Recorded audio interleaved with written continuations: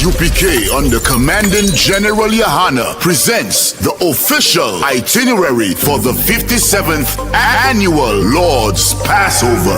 Kickoff.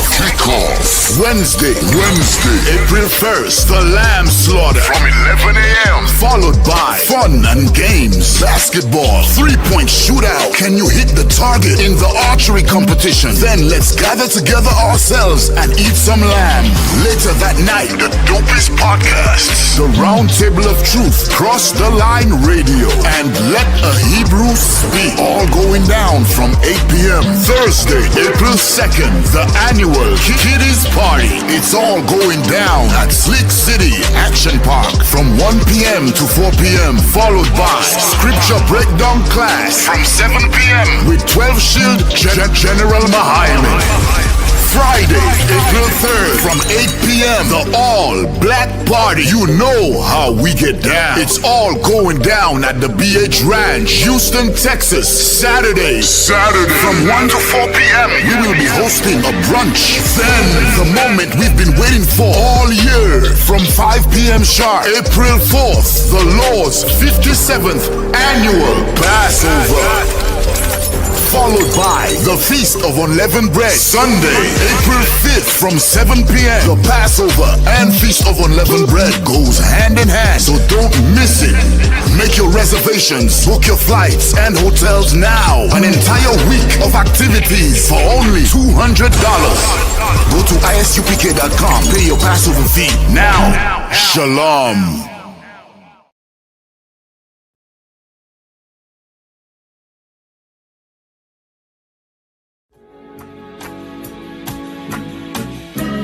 They killed, give me Isaiah 14 and 21. They did the same thing to my people. So you said that they put millions of my people.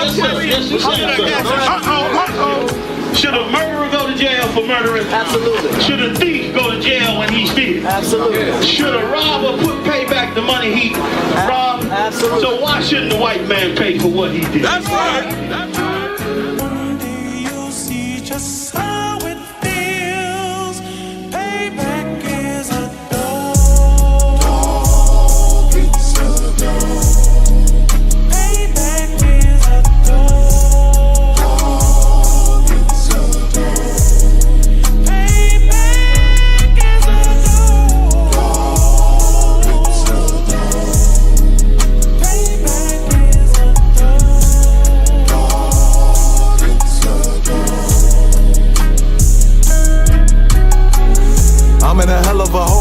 Was never expected to grow.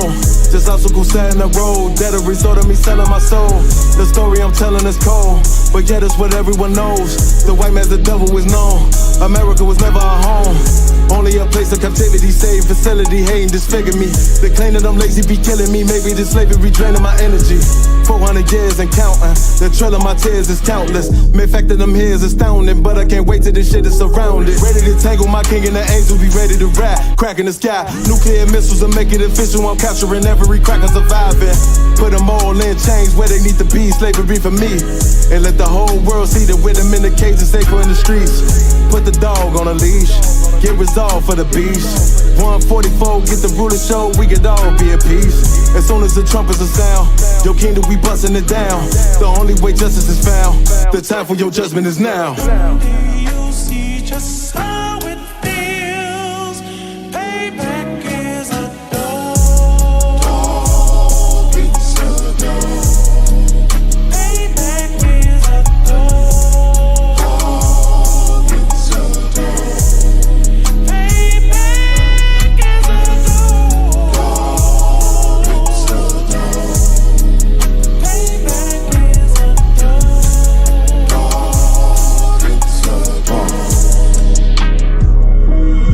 Look, ain't no remorse in my blood, Slim. It won't be no compromise. Now it's time to feed the worms. Watch his body turn to flies. I clutch iron while you trust the lies.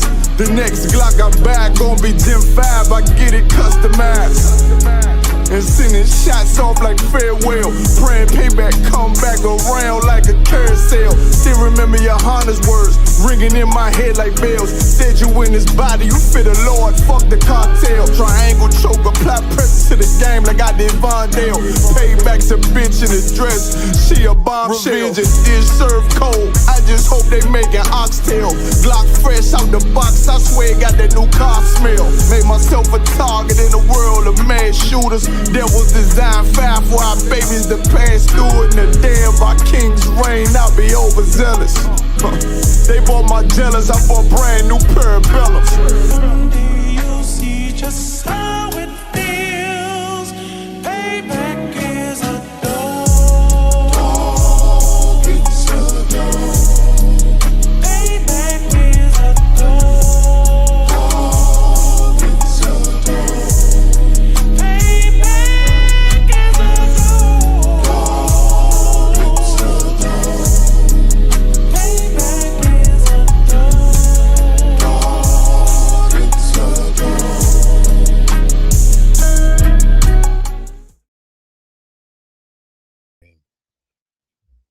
All right. Comments. All right. If y'all can hear us loud and clear, type of 1 in the chat. If you can hear me loud and clear, type of 1 in the chat. Let's see who all we got up in here with us.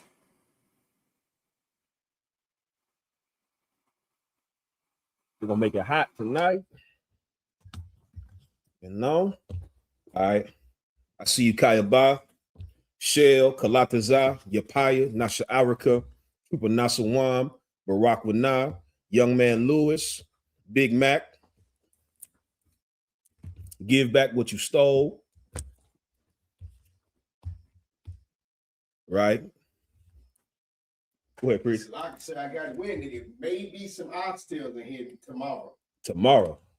Don't tell me that, brother, because then I'm gonna show up the day you have oxtails, and then we're like, oh, so you can show up when the tails of the ox is here. Hey, the Lord got his way. You know what I mean? Most High Christ. I'm gonna see what I can do then. I'm gonna have to catch a ride. Catch a ride down here. You understand? Shalom Kapar. You understand? Let's go ahead and clap it up then. All right. Shalom, Israel, shalom. Yahweh Bahashim, Yahweh Shai, Baraka Thumb to the brothers. Yahweh Shamar, Alatham Bahashim, Yahweh Shai to the sisters. We are the Israelite School of Universal Practical Knowledge, started out of 1 West, 125th Street, out of Harlem, New York, under commanding General Yahanna. We are not affiliated with no other Israelite group or Christian organization, and we teach the truth according to the Bible. You understand? The same thing every single time. No deviations, no changes. We don't evolve in the UPK. If you are somebody that's watching and you want to be a part of something that evolves with the times, that keeps up with the times, and that stays hip, get the hell out of here. You understand? We do not evolve with the times. We do not change, because the God of the Bible that we serve does not evolve with the times, does not change. God is the past, the present, and the future. And he doesn't have to change to be all three. And if you serve God, you will realize you don't have to change. You understand? We are men of the ancient, mentioned in the Bible, back from the past, here in the present, speaking about the future right now. You understand? The Bible says blacks, Hispanics, and Native Americans are the children of Israel, God's holy people, and the white man is the devil. Go ahead, Shapat Salaki. I believe they got a term for that. It's called 10 toes down. That's right, brother. 10 toes down. You understand? And that's what we are, and that's what, that's who we are and what we are here in the UPK. You understand? Shalom, Robert, I see you. Shalom, Adi Na. Shalom, Arawadia, Trooper Shalat, Tony Gurley. You understand? Rib of Aliyah Allah. Okay, I see you. Most High Christ. You understand? I'm Priest and Officer 5,000 Kazak Imad. I got Priest and Officer 500 Shapat Thayak rocking and rolling with me. You understand? This is I.S.U.P.K, Washington, D.C. The topic of tonight's class, this is the Brotherhood class on Tuesdays. If you didn't know the class schedule, Monday is history, Tuesday is Brotherhood, Wednesday is the scripture breakdown. You understand? Wednesdays and Thursdays, scripture breakdown. The topic of tonight's class is the civil rights and sellouts, the end of an era. Civil rights and sellouts, the end of an era. and we're gonna go into it tonight. You understand? Anybody have any questions? Type your questions in the chat, whatever questions you may have. Type your questions in the chat. We'll get your questions. If anybody wants some smoke, you understand, we'll puff, pass it in the comments. You understand? And you'll get the smoke that you're looking for as well. You understand? Shalom, not about. I see you. That's right, Trooper Nasawan. Everybody hit that thumbs up, like, and share the stream. Let's push this truth. We have to do our part in spreading the truth. This is not like the church. We don't have the government behind us. We don't have mainstream society behind us. We don't have the media and the corporations behind us. We don't have the court of public opinion behind us. Yeah, see, we are in here absolutely self-sufficient. You understand? Self-funded. We are only powered by the Lord. And thankfully, that only is the only that matters. You understand? You Christians, you powered by the ways of the society. And you don't realize that you're serving Satan. You're serving the power of darkness. You understand?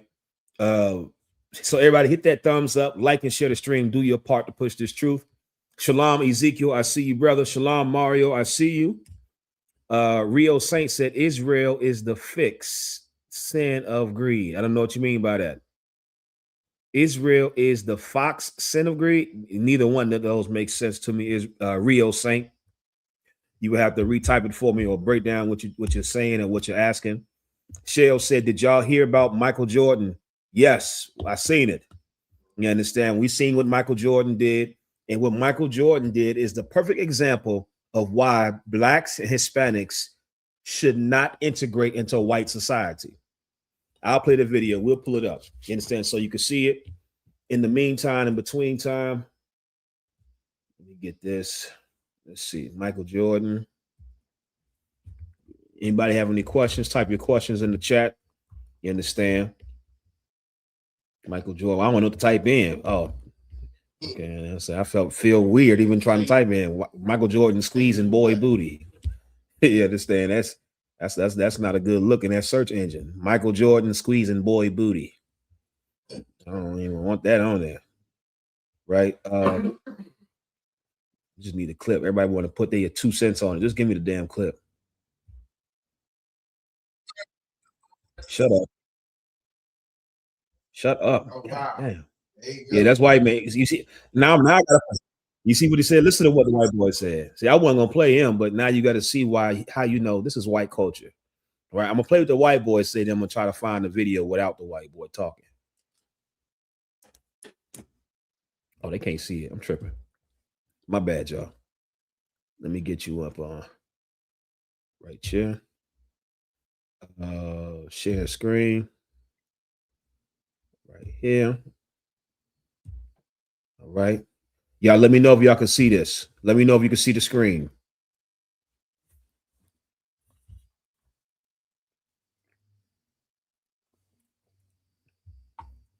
If y'all can see it, let me know so I can go ahead and play it. I'm gonna try to zoom. Oh, I know how to zoom in. Throw out to Shabbat. I didn't remember how to zoom in. Command plus. You know, side Christ. Yeah, I'm right. Top Cat can see it. The water. Shalom, young man Leonard. I see the water shell. The water shalat. The pot. The water. Okay, so let me go back to it. I'm gonna zoom in on it so you can see it because he playing it from his junk too. The plus.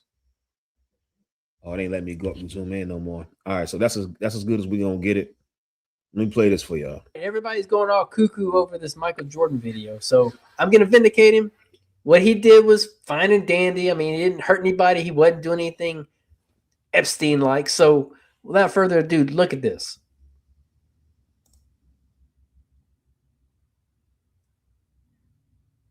There's ice in his back. He gets it, messes with him a little bit, but everything will be in the description box. And all I can say is please click on the link and listen to these guys right here. They give you the full details, and I watched it a couple of times. Yeah, see, the problem is when you listen to white men on what's right and wrong, you'll be a child molester. You would absolutely, brother. I've had ice in my back, and I've seen when ice has gotten in other people's back. I've never had to do that motion to get ice out the back. You know how easy it is to take the ice out? Grab the goddamn shirt, pull it away from his butt. Open the shirt up so the ice can fall. That's not what he did. You understand? Let me find the video so y'all can see exactly what this cat did. You understand? This devil talking about he didn't do anything wrong. He ain't hurting nobody. R. Kelly said the same thing. He said, I don't want to hurt nobody. He said, there's one thing I must confess. Yeah, R. Kelly was hanging around the white man. Wait, how do I?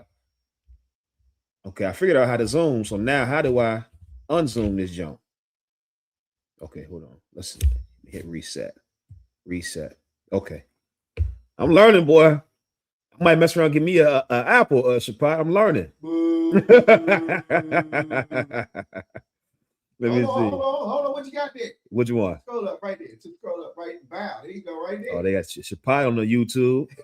Yes, sir. He's showing up on the results, brother. I don't know why. You gotta put it that way. No, not that way. That is probably because we've listened to it and played it before. Okay, I'm trying to find one where they're just playing the goddamn video. Okay, let's see if this one is it. Here we go. Let me zoom in on this one.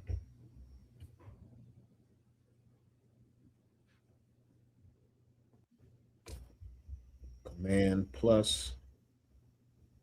All right, so now we zoomed in on it. Sometimes you just gotta shut up. All right, so y'all can see this. Look at this. Look at this right here. Tony Gurley said, "Where's the ice? I didn't see a damn piece of ice fall out of that boy's shirt or shorts." Look at this.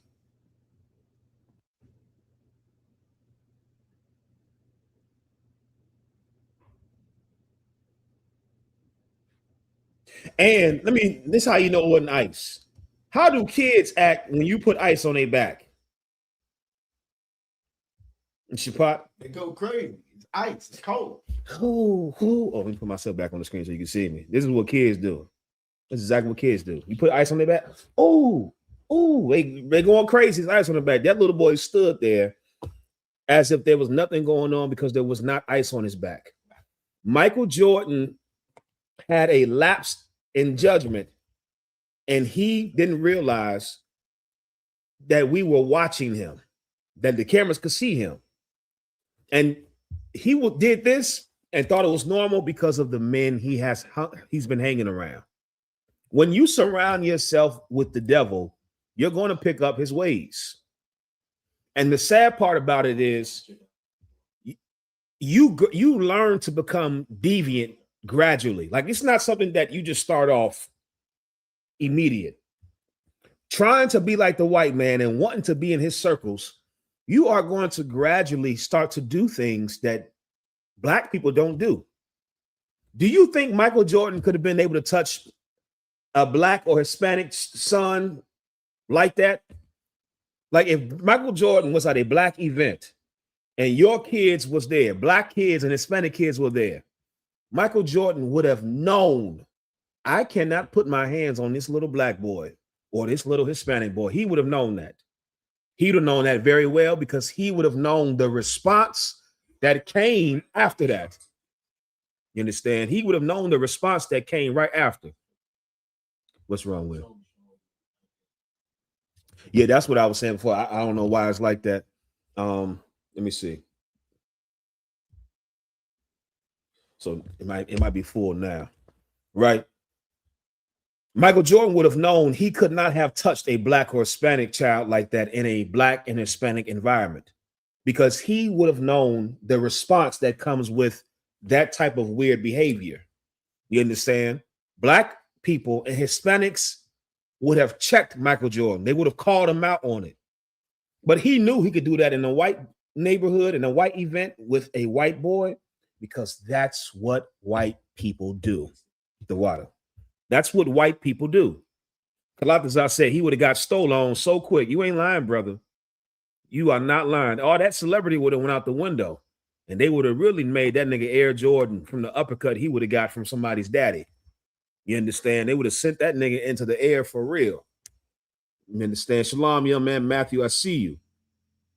Shalom, Michael Taylor. Excuse me, Nichelle Taylor, I see you.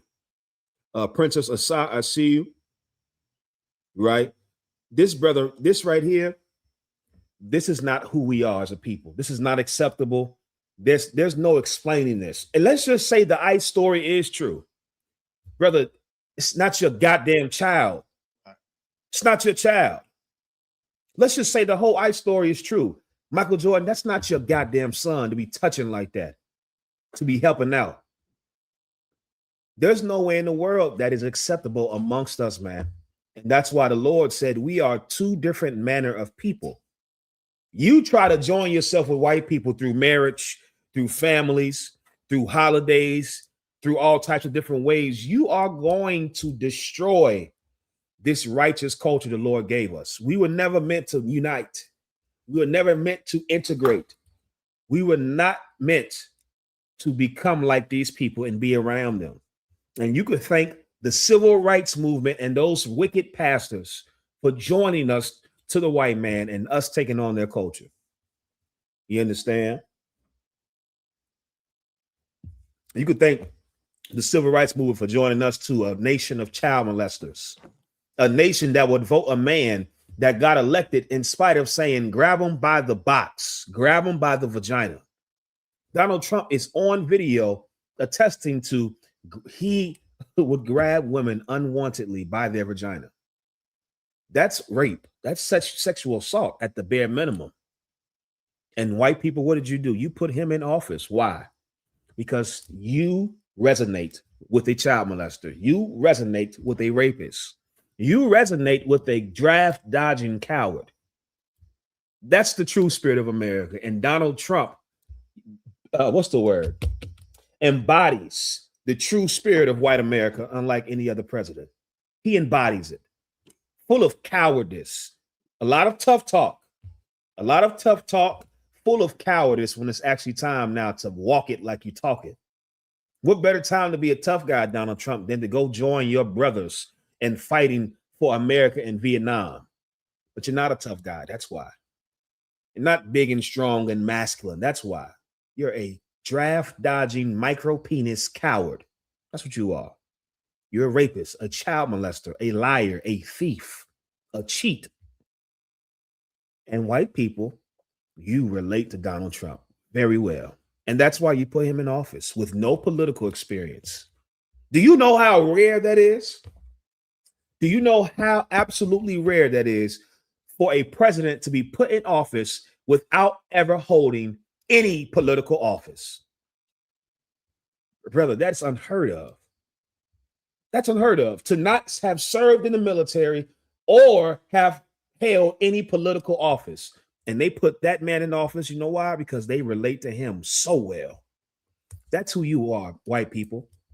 If you want to know who white people are, all you have to do is just look at who they rally behind. They rally behind Donald Trump because he's the spirit of white America.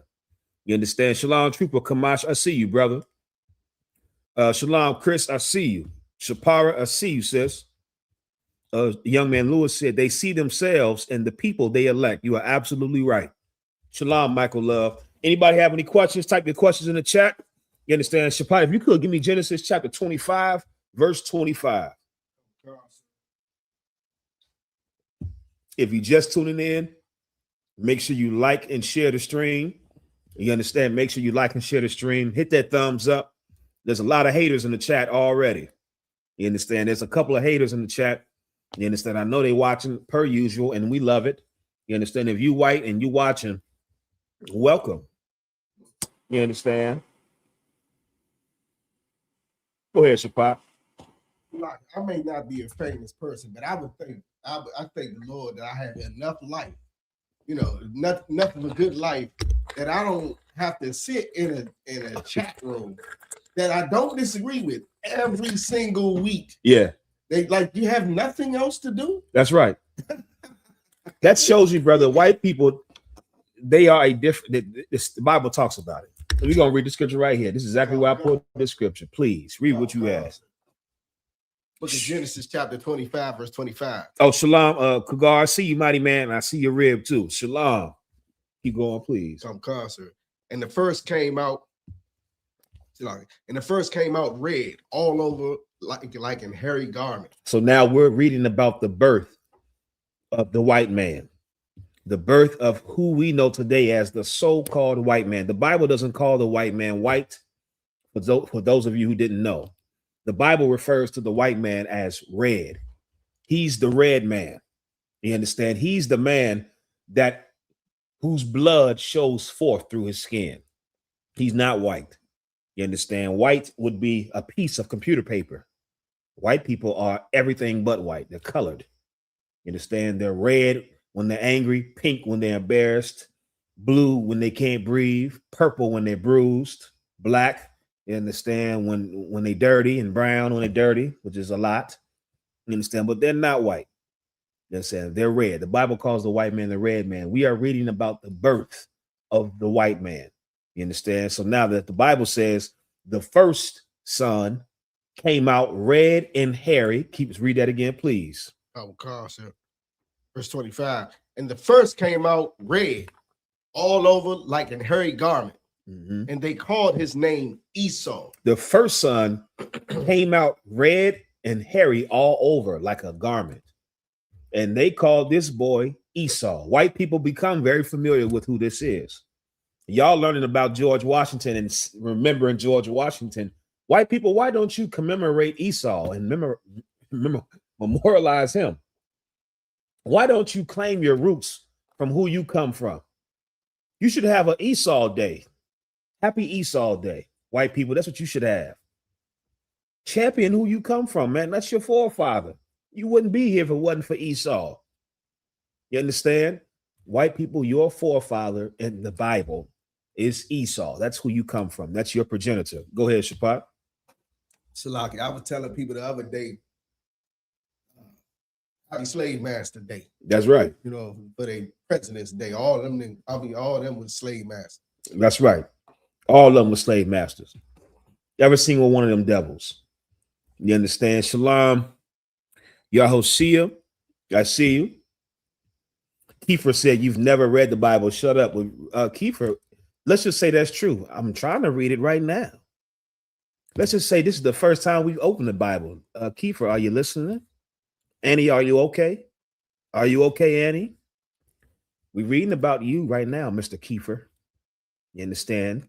We're reading about your forefather. Show some reverence to who you come from. Show some reverence to your ancestor, boy. What's wrong with you? Black people got to teach you how to have respect for your elders now. You're going to respect Esau, white boy. You're going to respect who you come from. Watch how you talk about your great-grandfather. You understand me? Please, Shapat, let's read this again for Kiefer. Come on, sir. Book of Genesis, chapter 25, verse 25. And the first came out red, all over like an hairy garment. And they called his name Esau. That's right. I'm going to put money if Kiefer would have put a video, if Kiefer would have joined us on video chat, he would be red and hairy as well. And say Kiefer is red and hairy all over like a garment.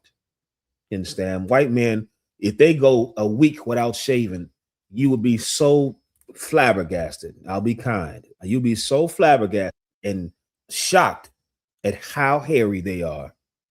You understand? They are the caveman. You understand? And Esau, this is how he came out as a baby, red and hairy. Say it again. Like, I like it ever since I learned it. Troglodyte. Troglodyte, brother. That's who they are. Neanderthal troglodytes. I didn't call you that. Your own scientists and archaeologists refer to you as that. You've never seen cavemen depicted as black men. Never. Right. Have any of you ever seen archaeology of cavemen being depicted as black people? Anyone? Let me know. Put me on. I love history. I love learning new things, and I'm open to learn. I'm open to learning. Have any of you ever seen a caveman depicted as a white man, whether in fantasy, in fiction, or in actual science and archaeology? Look at all the no's coming in. DJ Sean, Michael Love, Barack Wana, Shapat, Young Man Matthew. You understand? Young Man Lewis. Never. We've never seen a depiction of that because everybody knows, even your own scientists and archaeologists and geneticists, everybody knows that's who you are. You are the caveman. You are the Neanderthal, the man that drags his knuckles and speaks with grunts. That's who you are, not us. Go ahead, Shapak. And sexually assaults everything he sees. Forget about it. That's why that caveman carried that big club, because that's the only way you can have sex. And it seems like white men, you haven't deviated too far from that. But I never understood how white boys, you have a hard time getting girls to want to have sex with you. You have a hard time. It almost seems like you want to go back to the days where you can carry a big club around and just bonk a woman on top of her head so you can have some sex. Because you don't know how to get a woman to want to sleep with you. You know what you have to do, Mr. White Man? You have to not be so violent and evil. You have to. There you go. He's sitting up already. He couldn't wait to get put down. What's up, Sabalawan? Salam. He sat up quick. As soon as the car seat came down, he popped up. You understand, Mr. White Man? You have to stop being such an animal, such a beast. There's nothing about you that would make a woman want to sleep with you. And then you get mad at women because they don't want to sleep with you because of how terrible you are. It's you, it's not them. But I see why you have that problem. It's the same problem your forefathers had, and that's why they had to carry around that big Billy Club, because that's the only way they were able to produce your grandparents and your great-great-grandparents, and now you're here. You understand? So now the Bible says Esau was Shalom, was red and hairy all over like a garment. You understand? Eddie said Flintstones don't have black cavemen. That's right. The Flintstones was white. Barney Rubble, Fred Flintstone, Thelma. You understand? They were white. Chris said they've been the same since their inception. Same MO, rape and pillage, rinse and repeat. Brother, you are not lying. It has worked for them. Unfortunately, it has worked for them for right now, at least. You understand? That's right, Michael Love. They hate their women, but love the boys. You understand? Young man Matthew said that's why them police canines so angry. They can't stop sexually assaulting them dogs. That's real.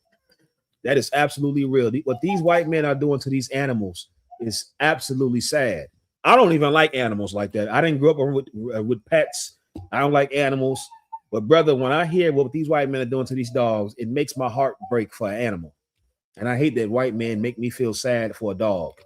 I hate that you make me do that, because I have too much going on with my own people to be feeling sorry for a damn animal.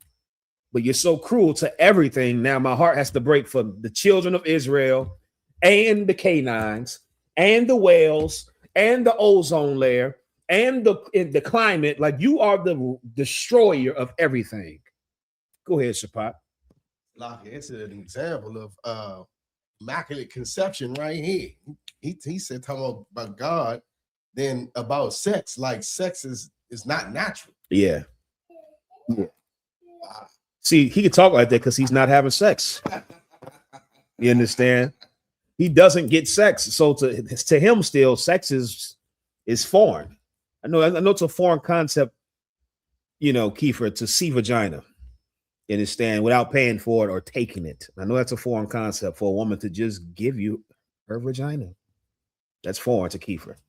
He might think that's still nasty. He probably thinks girls still have cooties. You understand? Kiefer, don't worry. The Lord put Black and Hispanic men in charge to teach you how to do things, to teach you how to bathe properly. You need a washcloth. To teach you how to wash, to teach you what to eat and what not to eat, how to have sex and not how to have sex, how to talk, how to conduct yourself. You understand? The Lord put us here to teach you how to be a human, how to be civilized, Kiefer. And we're going to do it. You may reject it now, but there's a kingdom that's coming, Kiefer, where you will answer to Black and Hispanic men in authority under Christ. You will. You understand? It's going to be glorious. Shalom. So it's good to see you. You understand? You will do it. Right? So now we at Genesis chapter 25. The Lord said Esau came out red and hairy like a garment. For those of you who haven't done so, make sure you like and share the stream. Shalom, Trooper Leviathan. I see you, mighty man. I see you. Shell said, I was talking to one of my friends about how immigrants getting captured. She said, why I care? Because I didn't vote. I want to ask you, how do you feel about that? Because you said you don't vote. That's an excellent question.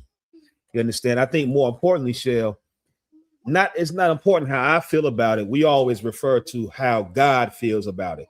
And so I can give you what God says about voting and about the entire situation that's happening with the immigrants. I'm going to show you what God feels. You understand? We'll get it in the Bible. Just give me 1 second.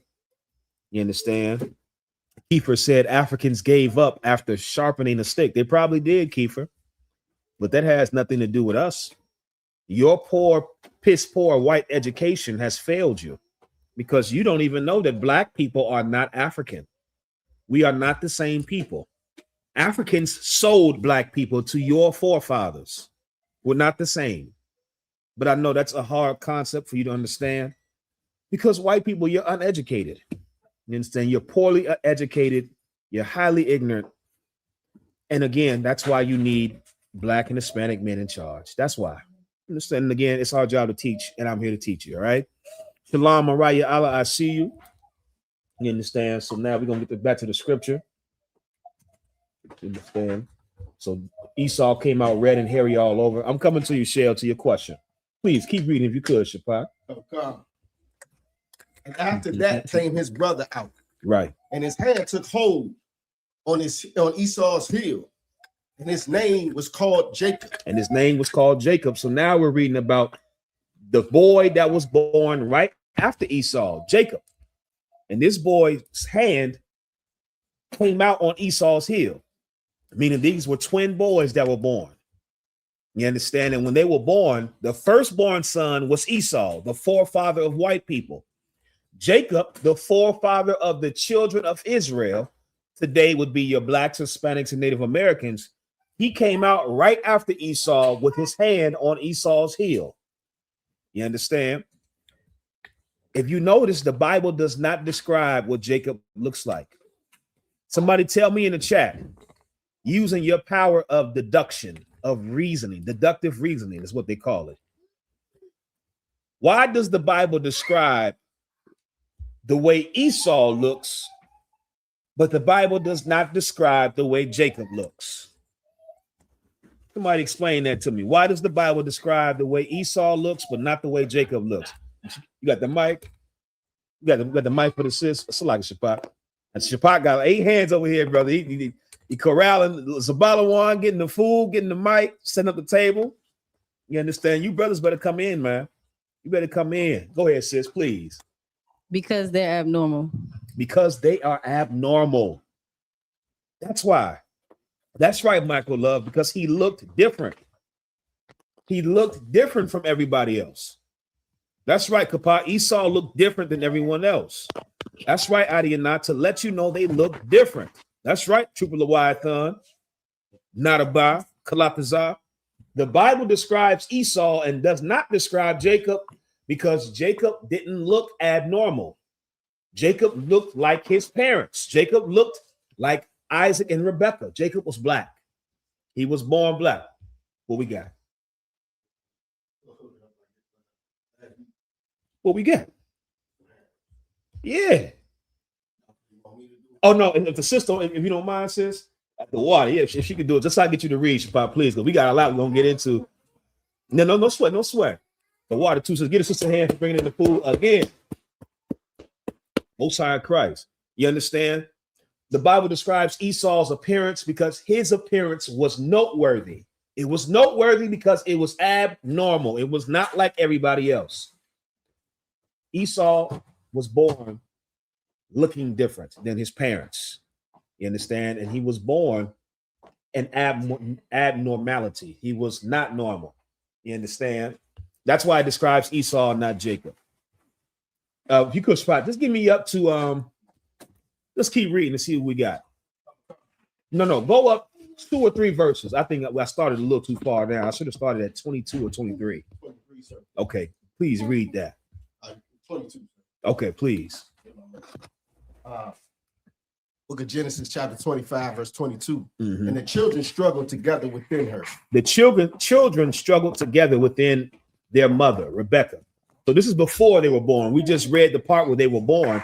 Now we're going to skip back in time just a little bit before they were born.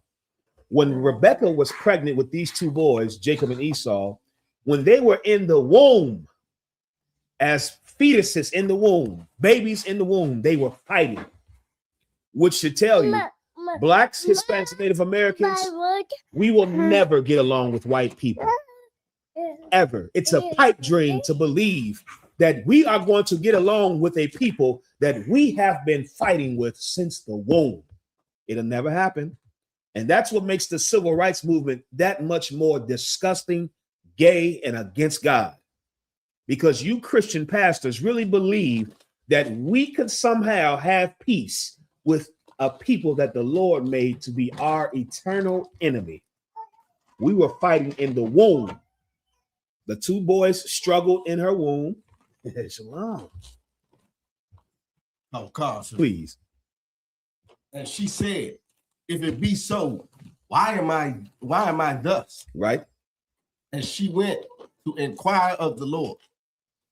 And the Lord said unto her, 2 nations are in thy womb. Here's how people always ask the question, how can white people and black people be born from twin brothers? You understand? Because the Lord is making the divide right here. I don't know if y'all knew this. Black people can produce all types of shades, all types of people. You understand? It is absolutely possible. You understand? The Lord says the reason why these two boys were fighting in your womb is because in Rebekah's womb were 2 nations of people. When you read about the word nation in the Bible, what does that translate to today? What word do we use today that translates to nation in the Bible? Because when you read nation, you might think country. You understand? That's not what this is talking about. When you read nation in the Bible, what word do we use today that's interchangeable with nation in the Bible? Go ahead, Shapat. It's like I wasn't going to answer. I was just going to say countries today are kingdoms in the Bible. That's correct. When you read about what we call countries today, either the Bible will say country or kingdom. Okay. You understand? That's right, Yahanna. That's right, Mario, Young Man Matthew, Michael Love, Trooper Leviathan, race. Nation in the Bible is race. And the Lord is saying there are 2 different races, 2 different nations within your womb. That's why they're fighting. They're fighting because of this right here. Keep reading. Shalom, Yaquar. And 2 manner of people shall be separated from thy bowels. And 2 manner of people shall be separated from thy bowels. What you have to understand is blacks, Hispanics, and Native Americans, we will never agree or live like white people. It was never meant for us to live the way they live, to think the way they think, to operate the way they operate, because the Lord said 2 manner of people, meaning the way that we are, down to how we look at things, down to the way we view things and operate and live would be completely different. And I don't know about you. If you had the unfortunate luxury of living around white people, this is not hard to understand. Brother, you know how many comedians in the 90s made jokes about how different black people and white people are? Let's go watch any comedy special from Comic View or Def Jam. All the jokes about race was always about how white people and black people were so different. I'll give you a perfect example. You understand? The way white people talk to their parents is not how we talk to our parents. The water says, hell yes, the water. Yep, the water. Most high in Christ. I might pass the class over, Shapata. I might do it. The water says, I appreciate that. The water. Go ahead, priest. I'm gonna pass it to Zabala. We all gonna be in here eating, and he gonna be up here going, He just had the mic, sir. I see him. If he say the white man is a devil, brother, you know the Lord is all the way with us. The Christ is soon to return. You understand? Even down to how white people talk to their parents, how they deal with their parents. There's so many comedians that made jokes about it because it's true. If any of you ever grew up and were able to go and hang out at a white person's house, which I have, Brother, it's different. The way they think and they operate and treat each other is different. You understand? White kids are able to talk to their parents as if they're siblings, as if they're equals. You understand? They're able to do things and say things and operate in a way that our community as Blacks and Hispanics, we do not operate as. You understand? Go ahead, Shapat. Because we want to live. Yeah, you understand? We like to live. You understand? It's different. It's absolutely different. I'm gonna give you another one. A lot of us ignorantly believe that whooping your kids is a Black thing. Type a yes or no in the chat if you used to ignorantly associate whooping your kids with Black and Hispanic culture. I was one of them. I thought that was Black culture. Type a yes or no in the chat if you used to associate whooping your children with Black culture and you believe that white kids don't get whoopings. Type a yes or no in the chat. Go ahead, sis. Oh, yeah, you did. You too? Awesome. Me too. Leviathan, Young Man Matthew, Adiyana, Trooper Nasawan, Yaquar, Nadaba, Shapat. That's a lie that we were taught now to believe. That's not true. I'm going to tell you something that's the absolute truth. White people are the biggest abusers of their children. That whole whooping culture and being proud of hurting your kids, that comes from white people. That is not our culture. It's not. It is not our culture to be abusive to our children, to hurt your children for every little thing. It comes from the slave master, not the slave. Go ahead, Shapat. I'm gonna say, and the beating your wife, that's not our culture neither. Get the water. By me. Please. I remember seeing this movie back in the day called Mommy Dearest. Oh, brother, my mom played that movie for me. That was a classic. And I was instantly looking at my mother like, thank you. And be like, hey, because we had wire hangers. Yes. Yes, brother. They don't make, well, I don't know, they make wire hangers no more. It's hard to find them. Right. But back then, them wire hangers, brother, after seeing that movie, that was a registered weapon. That's like a Glock 19 after you seen that movie. Yeah, see, that's not our culture to you being there and you up and down the damn house whooping your child. And we ignorantly make jokes about how we grew up because we thinking that's Black and Hispanic culture. That's not our culture to be violent, overly violent. You understand? That's their culture. You understand? That's their culture to come home and beat your children for every little thing, to beat your damn wife, to beat the damn dog. That is their culture. We are two different manner of people. Brother, have you ever seen Black people in the truth? If you come in here and watch how Blacks and Hispanics and the UPK raise children, most of the kids in here don't get whoopings. Right. It's you don't believe me? That's right. Zavalawan said, that's right. He said, ain't nobody hitting me. Brother, our kids in here don't have to get whoopings. I can count on 3 fingers how many times I had to put my hands on my daughter in 9 years. You understand? And that was just little, put that down. You understand? Trying to put something in the socket.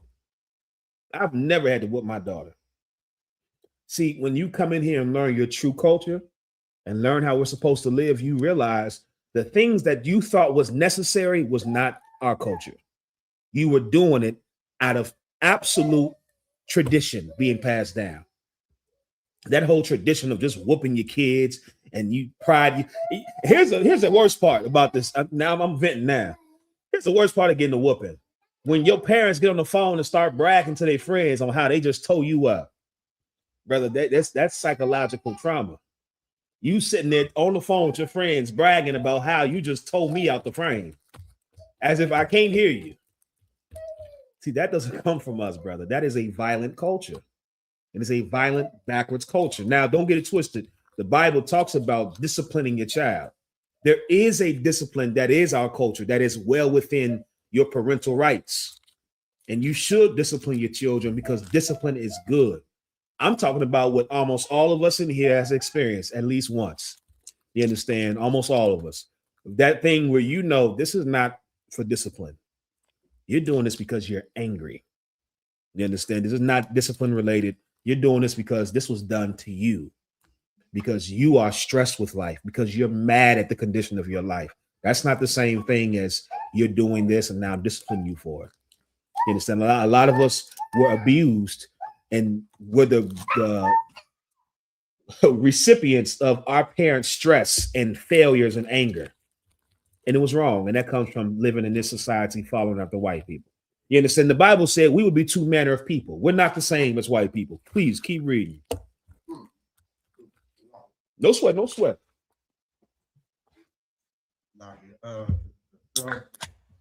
And the one people shall be stronger than the other people. Uh-oh. And the one people shall be stronger than the other, meaning the two. This is how you know it's talking about race.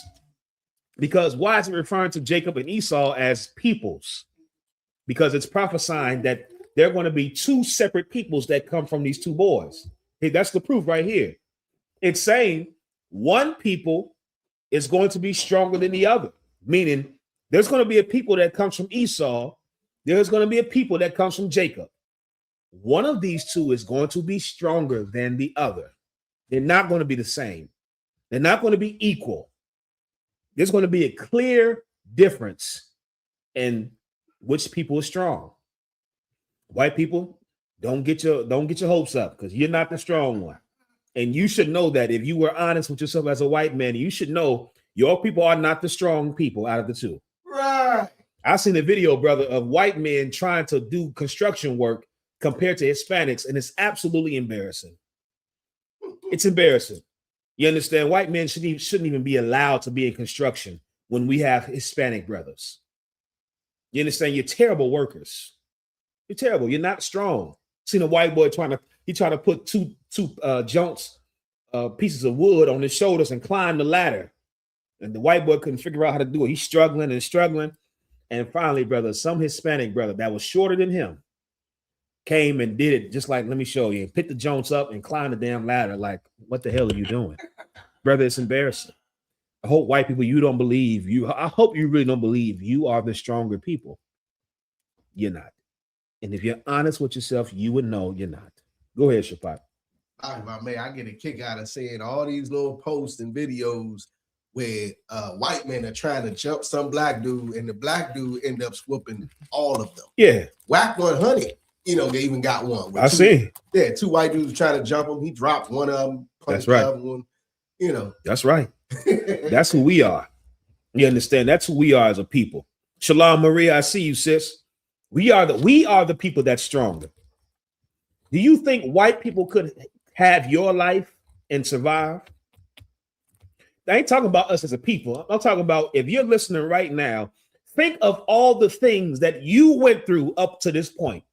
All of the terrible things that has happened to you, all of the suffering that has happened to you, all of the misadvantages and disadvantages that you have experienced in your life as a Black, Hispanic, or Native American. Now, could you imagine a white person going through everything you went through and being as strong and here as you are? I can speak for myself. I know for certain a white man couldn't go through what I went through and then sit here today. You understand, as somebody here right now. Go ahead, Shapak, please. If I could put make it turn a personal thing into a whole, the Great Depression back in the 1920s. Yeah. When they found out that they weren't as financially stable as they were jumping out of windows, you know, and they hated us because we were doing all right.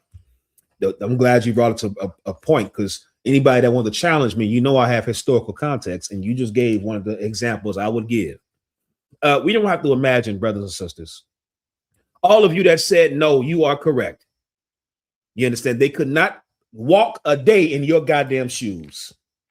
And the proof is, history has shown whenever white people experience a little bit of what you experience, they self-destruct. Now, when I say self-destruct, I mean literally. We grew up living our lives being broke as the norm. A white man lose his money in the stock market, brother, he's jumping out the window. He's jumping out the goddamn window. We grow up with unemployment being the norm. A white man lose his job, he goes home and kills his wife, his kids, and then himself. We grow up with women having to take care of their kids on their own. A white woman becomes a single mother and she kills her kids. She sells her kids. They could not last suffering what we suffer. And make no mistake about it, this is not a point of pride that we should take in our own strength. We are only stronger than the white man because the Lord gave us that strength. Don't get beside yourself and think that, you know, we have rights to boast. We don't have rights to boast. It is only because of the God that created us and chose us that we are able to still be here after everything that we've suffered. You understand? Go ahead, Shapak. I got a little piece of history if I could. Please. Come. Patrick Henry Sherrill, a part-time mail carrier, initiated the phrase going postal after killing 14 people and wounding 6 in an August 20th, 1986 shooting rampage at the Edmond, Oklahoma post office. Sherrill, a former Marine, committed suicide after the attack. Break it down. Break it down. Wait, break it down. What do you mean break it down? Why you pulled that? Oh, just to show, you know what I'm saying? Like, that's what they do. They absolutely break all the way down. All he did was lose his job. You know how many jobs I've lost? You know what I mean? I mean, in 09, I think all of us lost our job. That's right. Well, you know, what they call it, the recession. I had, at the time, I had the best job I had ever had in my life, to the point where my unemployment check here was like a full check when I went down south. Right. So I had a good job, and man, come on now. And I just relocated. That's right. And took a vacation for about. That's right. That's what Leviathan just said. Leviathan just said, we just go out and find another job. Losing your job is just part of our lives, our experience. Not for the white man. He's not allowed to suffer oppression. Him losing his job, brother, is oppression. And he can't suffer it. And he goes out and now he shoots up a post office. He kills all his co-workers. Yeah, brother, we're not the same. Clearly, one of us is stronger than the other. You understand? Shalom, young man Zolan, I see you. You understand? Please keep reading now. Two manner. Where were we at? And the other shall be stronger than the other. That's right, please. And the elder shall serve the younger. Here's the part that confirms who the stronger is. The Bible says the elder, meaning the older child, the child that was born first, will serve the younger child. Yeah, Esau was born first. Esau is the older child. And white people, you have a day that's coming to fulfill this prophecy. You will serve Black people and Hispanics and Native Americans. Excuse me, it's your rightful position from the time before you were even born. White people, let me help you. And this is why the earth is in turmoil, because nobody's living in their created purpose. White people, you were not created to run the earth. You were not created to have power. You were not created to be president, to be a billionaire with access to children all over the world and islands. You were not created to be a judge or a lawyer. White people, you were not created to be in the position that you are in right now. White people, you were created to serve Blacks, Hispanics, and Native Americans. That's what you were created for. And if you white people would just embrace and accept your true purpose, the earth would not be in turmoil. But right now, the earth is upside down. The earth is absolutely upside down. And it's because nobody's living in their created purpose. Read that scripture again. Let me get this precept right here. I got it for you, sir. Which one you got? I know where you're going, sir. What I'm going. I've seen service on All right, well, give Shapad a hand. That's what happens. That's what happens when you come to goddamn class. That's what happens when you actually come to class. I was just like Shapad in class every day on Shamar.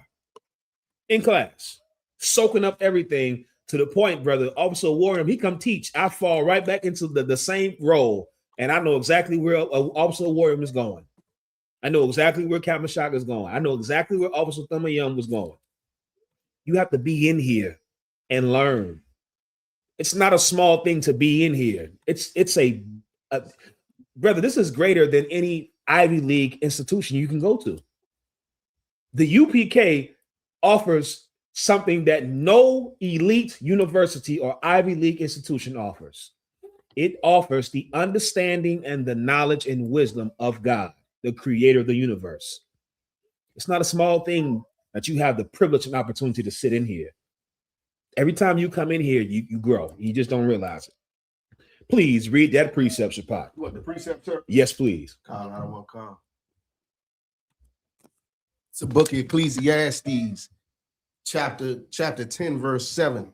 I have seen servants upon horses and princes walking as servants upon the earth. The Bible says, excuse me, I have seen servants upon horses.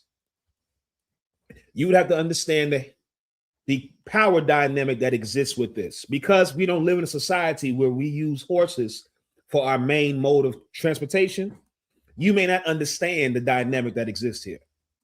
Before cars, horses was the main mode of transportation, especially if you were someone that owned property and that owned people.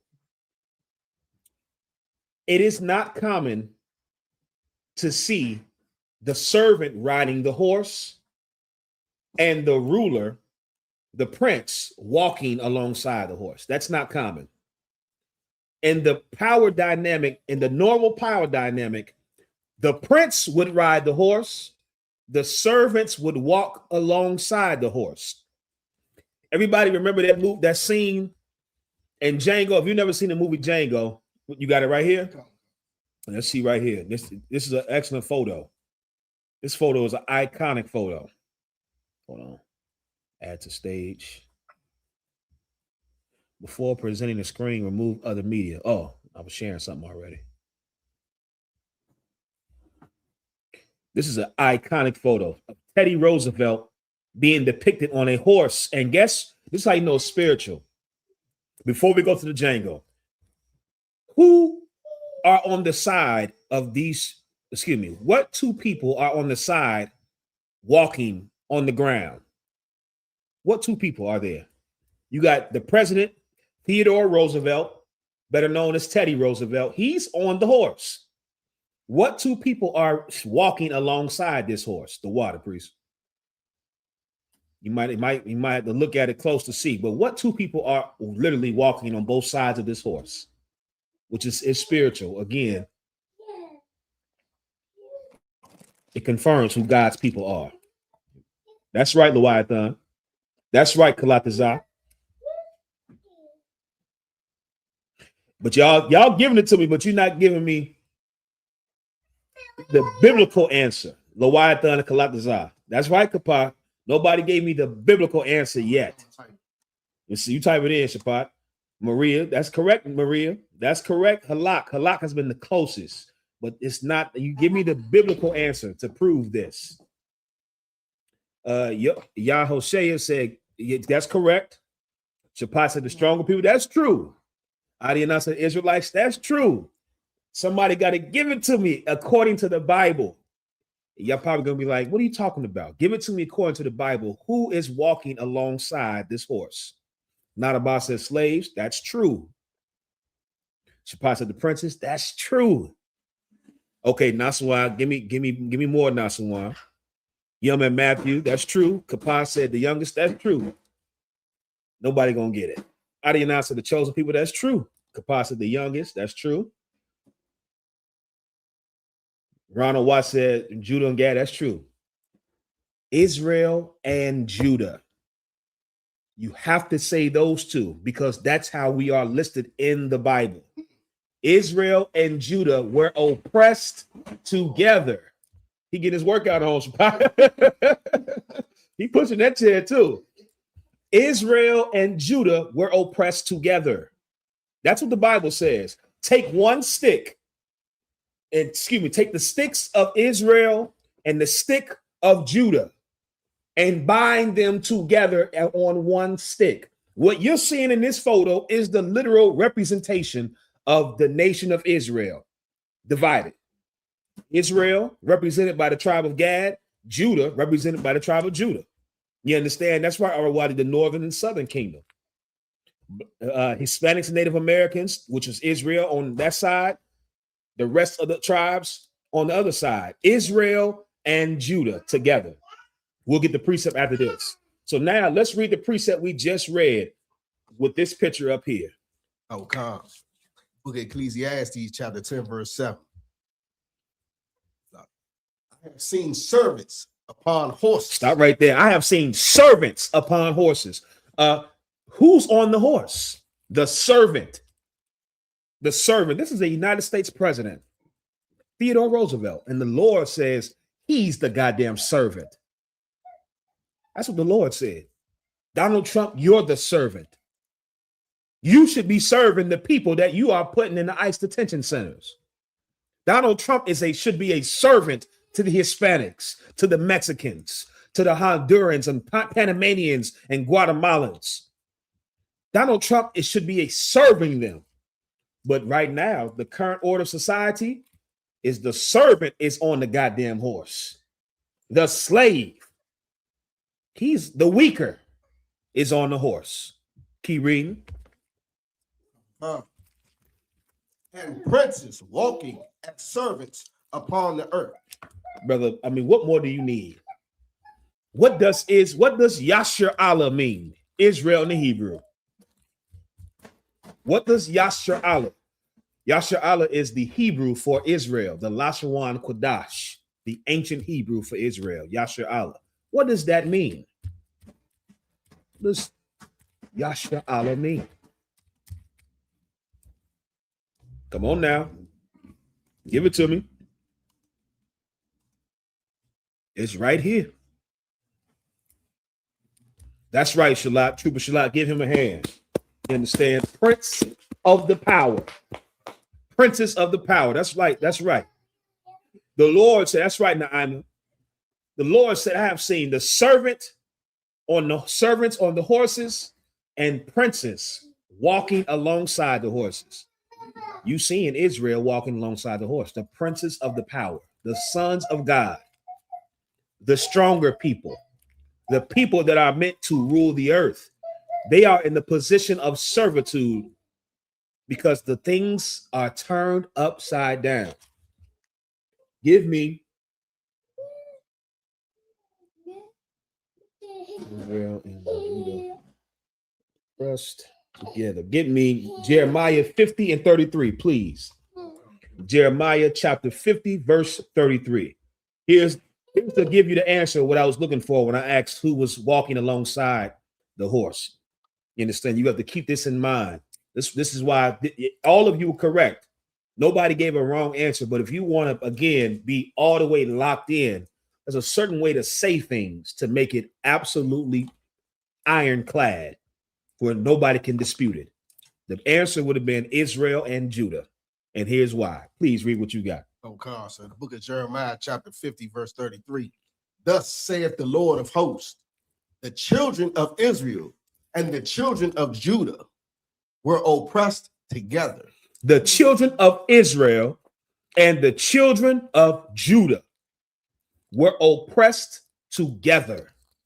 You looking at it right here, represented in this photo. And this statue was not just a work of art. This statue was an actual depiction of what has taken place here in America in this current society.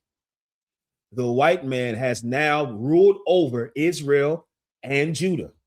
And together, blacks, Hispanics, and Native Americans are oppressed together underneath the white man. Please. It's like it's so heavy, right? Because picture messed up. That's Theodore Roosevelt. For those that don't know, a little fun fact: you call stuffed teddy bears, you call them teddy bears after this white man. He got the name Teddy. They named the teddy bear after him because Theodore Roosevelt was so large on creating the national park system that exists today. formally was created by him. But of course, black people and Native Americans were the ones who honored these different lands as sacred before. What Theodore Roosevelt did was he just came in and used the government to now federally, legally establish these lands as national parks. So now you couldn't cut the certain trees down. You couldn't hunt certain animals. You had to respect the nature. That came from the reverence of the land the Native Americans taught us, understanding that we followed, and the white man seen it's the best way to operate and to keep the land whole. Well, because Theodore Roosevelt did so much to preserve the animals and preserve the lands, they had little souvenirs that you can get from the national parks. One of the souvenirs was a little stuffed bear. They ended up calling it a teddy bear after Teddy Roosevelt. You understand? Just a little fun fact. Shalom, my way from Southern Virginia. I see you. Young man Matthew said, would Joel 3 and 5 be a precept? We'll go to it after this. Please read what you asked, Shapat. Salaki, brother. Read it again, 50 and 33. Okay, sir. Thus saith the Lord of hosts, the children of Israel and the children of Judah were oppressed together, and all that took them captives held them fast. They refused to let them go. Please go ahead, priest. I remember now. I was about to say it's just, you know, the more bending the truth, it's like the broad picture comes to life. Like ever since we were freed from Egypt and all these heathens heard of our God, it's like they've been wanting to get at us ever since then. We coming through their lands, they like, nah, don't come over here. That's right. They're literally scared of us and they know who we are. That's right. And that's their main reason why I try to keep their foot on our neck. I do phrasing their knee on our neck, this, that, and third, because they know what can happen if the Lord gets behind us. They know it. It's no mistaking that they don't know. They know it. They have the records. It's in Judah 5 and 20. They tell you they've known it back then. If these people serve their God, we cannot mess with them. If these people follow their customs and their God, he's like he's playing baseball. Safe. You understand? If these people serve their God and follow what their God says, the heathens knew, don't go to war with them, don't touch them, don't mess with them, because we are going to lose. Here's what they also knew. If we could get them to turn away from their God and to forsake their laws and their customs, we can take them as slaves. And that's why every heathen has a vested interest in making sure that you don't wake up as an Israelite, to make sure that you continue smoking, you continue getting high, you continue having abortions, you continue being gay or lesbian, you continue being a thief, you continue to be a murderer, and everything that this society champions that's against God. They have a vested interest in making sure you continue to follow in that, because that's the only way that the white man and the Africans and the Arabs and the Chinese and East Indians, that's the only way that they can be over us, is if we are not aligned with our power, which is the Most High God. You understand? The Lord said Israel and Judah were oppressed together. Give me Joel chapter 3, verse 5. Joel 3. Let's see. He said 3, 5 through 7. You click on that too.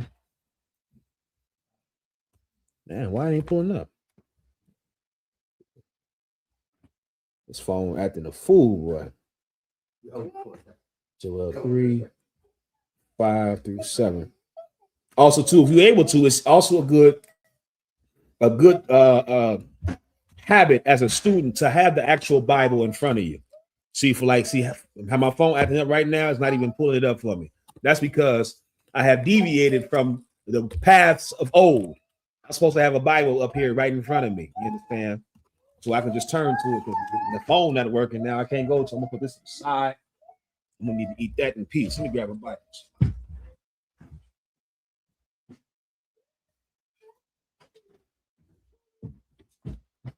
About the blaze on these Christian pastors, and I can't be a hypocrite. Let me come back to the ways of old before I blaze on these Christians.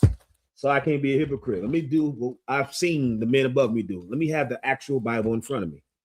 You understand? We're gonna go to Joel chapter 3, verse 5. Book of Joel, chapter 3, verse 5. Because ye have taken my silver and my gold, and have carried into your temples my goodly pleasant things. Stop right there.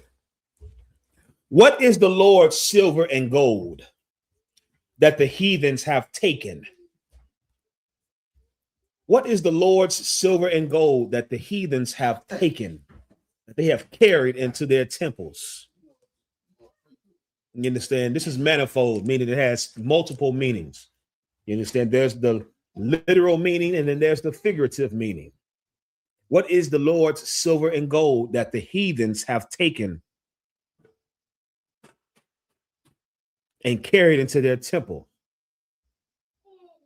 That's right, Naima. The children. What you was gonna say? I was gonna say his people. That's correct. You understand? You and the sister online are correct. His people, God's people, God's jewelry. You understand? You ever know where the term jewelry comes from? The word Jew is in jewelry. You understand? We are the Lord's jewelry, the thing that shines, the thing that is looked at as precious and valuable. You understand? Just imagine the Lord being a man, and then now he got on all this jewelry and rings that makes him look good. That's us. We are the representation of the Lord's power. And we should live our lives that when people see us, they see the Lord's power. You understand? They see his flyness. They see his wisdom. They see everything that they're supposed to see through us. We are the Lord's gold and silver. Keep reading. And it's, of course, it's talking about the literal gold and silver when they ransacked Jerusalem and stole all of our artifacts from the temple. Keep reading. Shalom, mad beautician, I see you. Verse 4. He says 5 through 7. Oh God. Verse 5. Because ye have taken my gold, it's like taken my silver and my gold, and have carried into your temples my goodly pleasant things. The children also of Judah and the children of Jerusalem have ye sold unto the Grecians, that ye might move them far from their border. Exactly. This is going into what we were just talking about. The children of Judah and the children of Jerusalem, Judah and Israel. You have taken and sold to the Grecians, to the Greeks, you understand, and taken them far from their border. That's how we got here. We didn't get into these different lands through choice, you understand, through freedom. We got here through being sold from our original homeland, our true, quote unquote, motherland, Israel, Jerusalem. That's in the Bible, by the way. You understand? Keep reading. Behold, I will raise them out of the place whether ye have sold them, and will return your recompense upon your own head. That's right. The Lord is saying that there's going to be a time that's coming where you see how we scattered all about. Black people are scattered on to these lands. You got black people that believe America is their homeland. And you're not wrong in believing that and wanting to believe that. There are some black people, the tribes of Gad and Reuben, who were here first.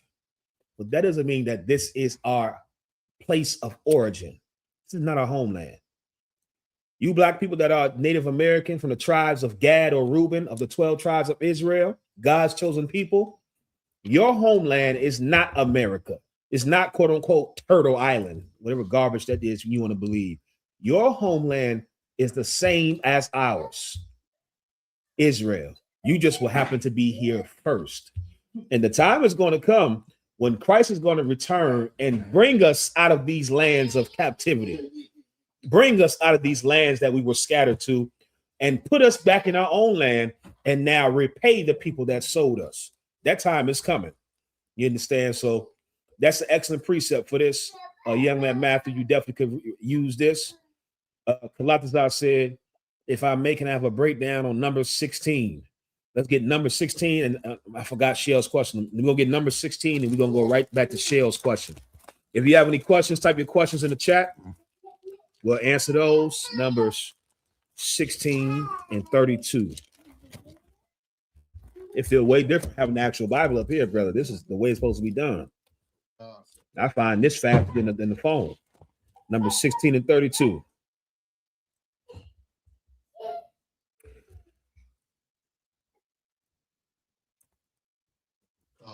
The book of Numbers, chapter 16, verse 32.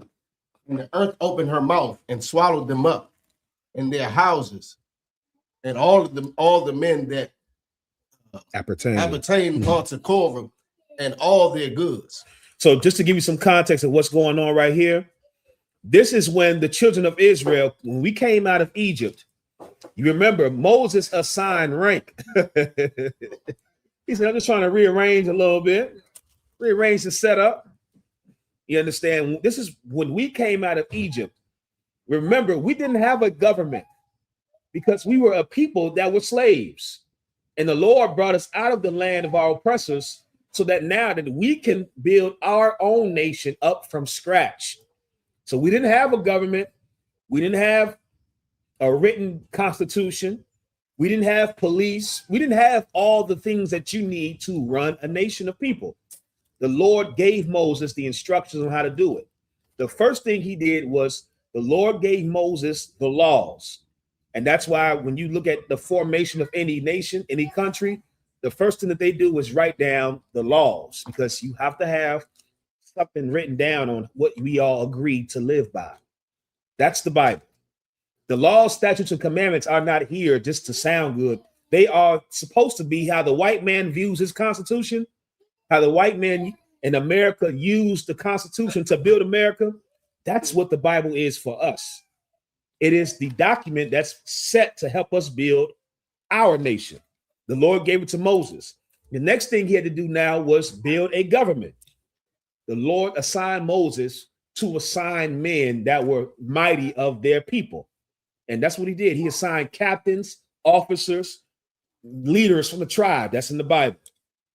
Well, unfortunately, you understand, there are some people that when they get power, they get beside themselves. And this is what happened. The men that Moses assigned to be leaders of certain tribes and captains, a good number of them came together against Moses.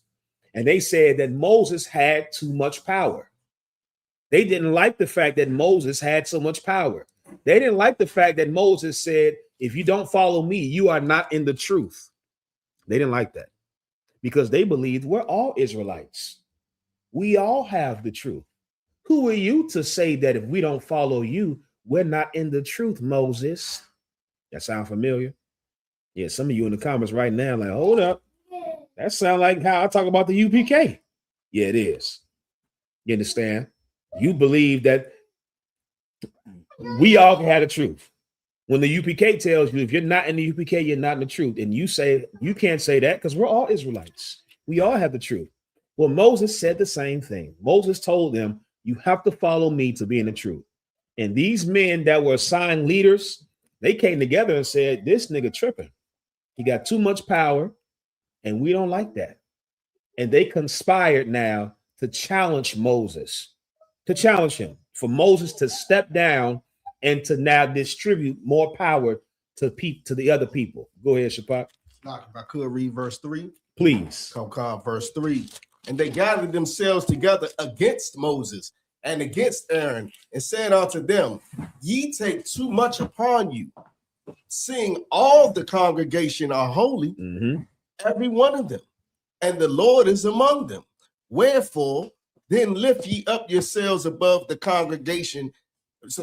Wherefore then lift ye up yourselves above the congregation of the Lord. That's exactly where you have to go. He said, so basically they started their own camps against Moses. They didn't get the opportunity to start their own camp. They were trying to start their own camp against Moses. And that's what we're reading about here. This is in the scriptures, this is referred to as Korah's rebellion. Korah was just a man that was the ringleader of this split. You understand? They were trying to split and trying to start their own thing and get Moses to relinquish power because they didn't like that Moses wielded the power he wielded. They didn't like that they had to follow him and that he made the statement, you understand, and proclaimed that you have to follow me. They didn't like that. And so they came together and said, see, we're going to challenge Moses in front of all the people so that everybody can see who they should follow. And that's what Moses did. The Lord told Moses, well, this is what you do. Whoever agrees with Korah and these men who think Moses has too much power, Tell them to stand with Korah on this side. Those who side with Moses and the God of Israel stand on this side, which is so heavy too. Y'all don't understand. I remember they don't say it no more, Shapat. When I first came into the truth, fake Israelites used to always say the UPK was camp banging. That's a term you probably don't even hear no more. I heard it when I came into the truth all the time. See, you UPK niggas, y'all camp banging. They acting like we gang banging and stuff because we are so divisive and so exclusive. And we make it known, nigga, we ain't with nobody. If you're not with us, you're over there. And people that have Christianity in them still, they can't understand that. That's the spirit of this. Moses said, those of you who don't want to follow me and that think what Korah and them saying is right, go over there. Stand with Korah over there. Those that follow me and think that I'm right, come stand with me. And brother, that's what happened. They separated into two groups, and a lot of people stood with Korah. Go ahead, Shapap. If I may, but he ended up saying to him after the split, if I could, please. Verse 7, and put fire therein, and put incense in them before the Lord tomorrow. And it shall be that the man whom the Lord doth choose, he shall be holy. Ye take too much upon you, ye sons of Levi. Yeah, Moses told them, listen, well, since you think you got the truth and you can separate from me and still have the truth, here's what you do. You take your incense and you say your prayers, and then you pray to whoever you think you praying to. And we are going to now let the Lord choose in the sight of the nation. And brother, let me help you. For you brothers and sisters out there that's not in the UPK and you think you can do your own thing and still be in the truth, the Lord is someone that makes who he chooses very apparent. The Lord is not, he's not you. The Lord isn't wishy-washy. He's not timid. When the Lord makes a decision, it is very decisive to the point where everybody knows without a doubt, oh, the Lord was against them niggas and he was with them. So now I'm giving you what's happening here, Kalakazah. So Moses told Korah and the niggas that tried to rebel, y'all, and the people that agreed in Israel, y'all stand with them over here, and we're going to stand over here, and we're going to let the Lord choose. Now go back to the verse that we read, verse 32. No, start at 31. Please. Verse 31. And it came to pass, as he had made an end of speaking all these words, that the ground clave asunder that was under them. So now, as soon as Moses finished speaking, the Lord, the Bible says, the ground clave asunder, meaning it went apart. Can anybody describe what you would call this today? And this is how you know this is not fairy tale. This happens still to this day. What natural phenomenon is this called today? You see it happen all the time. After Moses finished talking, the ground where Korah and all the rebellious Israelites stood, it clave asunder, meaning the ground literally opened up. Simba said an earthquake, not quite. Kalakazah said an earthquake. Nope, not about to say earthquake, not quite. Everybody's saying earthquake. It's another natural phenomenon that happens. You can see it. It happens all the time. The water, Naima, a sinkhole. A sinkhole. Let me get you a video of a sinkhole. Some of you may not even know what that is, even after hearing it. Let me show you exactly what that looks like. Sinkhole. Sinkhole opening up. Sinkhole in Indonesia. Let's see. I want to get footage of it happening.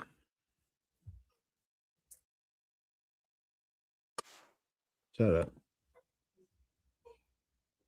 Skip. So they got to show. I want them to be able to see it as it's opening up. You got one?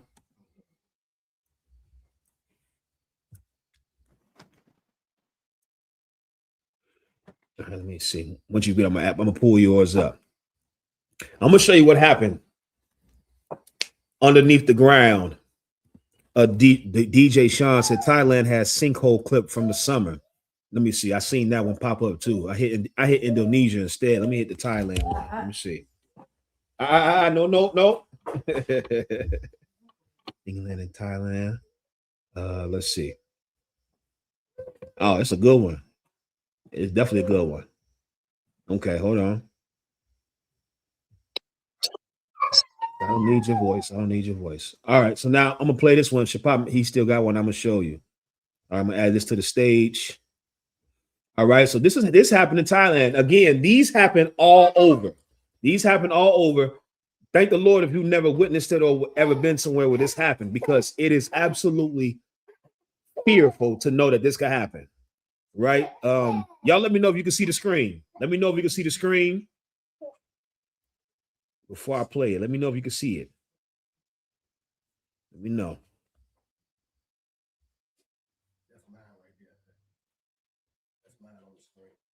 Well, which one? This one is the one I pulled it right here. I don't see your tab at all yet.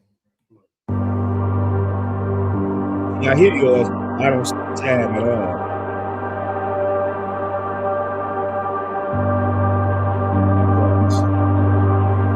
Oh, okay, this is yours. Okay,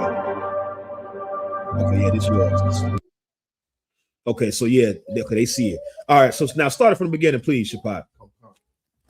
This is, you want to know what happened when he said, when the Bible says that the ground clave asunder that was under them, and the earth opened her mouth and swallowed them up in their houses, and all the men that appertained unto Korah and all their goods. You understand? They and all that appertained to them went down alive into the pit, and the earth closed upon them, and they perished from among the congregation. Go ahead, Shapat. Somebody want made the Lord a gangster. The Lord don't be playing. He don't just get you. He get your house, brother. Everything you had. I want him dead, brother. I'm telling you, I want him dead. The Lord is a general. Sure. I'm telling you, he's not timid. The Lord is the greatest gangster. When he makes a decision, it is very obvious on who he sides with. And that's why it is a terrible thing to be an enemy of the Lord. It's a terrible thing to be an enemy to the man the Lord chose, because he's going to make it very clear. I didn't choose you, nigga. You're out of order. I did not give you the power. I did not choose you. I chose him. And now, because you're no longer with him, you are now going to suffer. So that's what we just read is this. Please play this, please. For Kalatazar.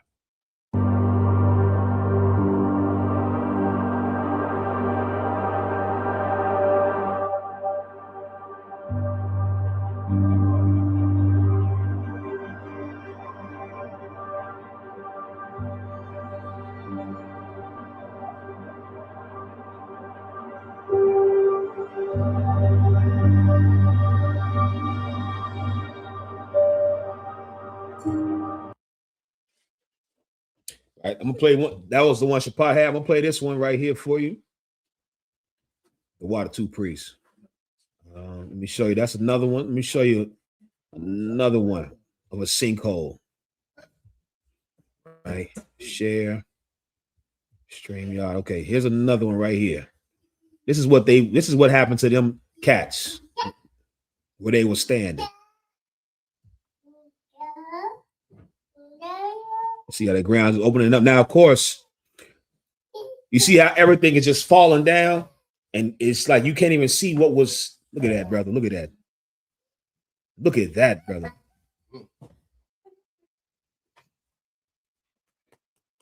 And then the stuff falling in on top of it. That's what it means when it says it closed up. Whatever was there, when it falls, all the dirt and whatever was on top, it just falls in on top of it. That's what it means to close it up. These niggas that rebelled against Moses fell into this. The Lord caused a sinkhole to open up, and everybody that agreed with these rebellious cats in Korah, the ground that they were standing on opened up, and they fell into this large pit. This is a small one compared to there's a large one I've seen too. Like these are small ones. There are sinkholes, brother, that are like the Grand Canyon sinkhole. I don't know, maybe. Yeah. Houses too. Exactly. So it wasn't a small sinkhole. It wasn't a small one at all. It was a large one. That's the one. This is the one you just played. Right.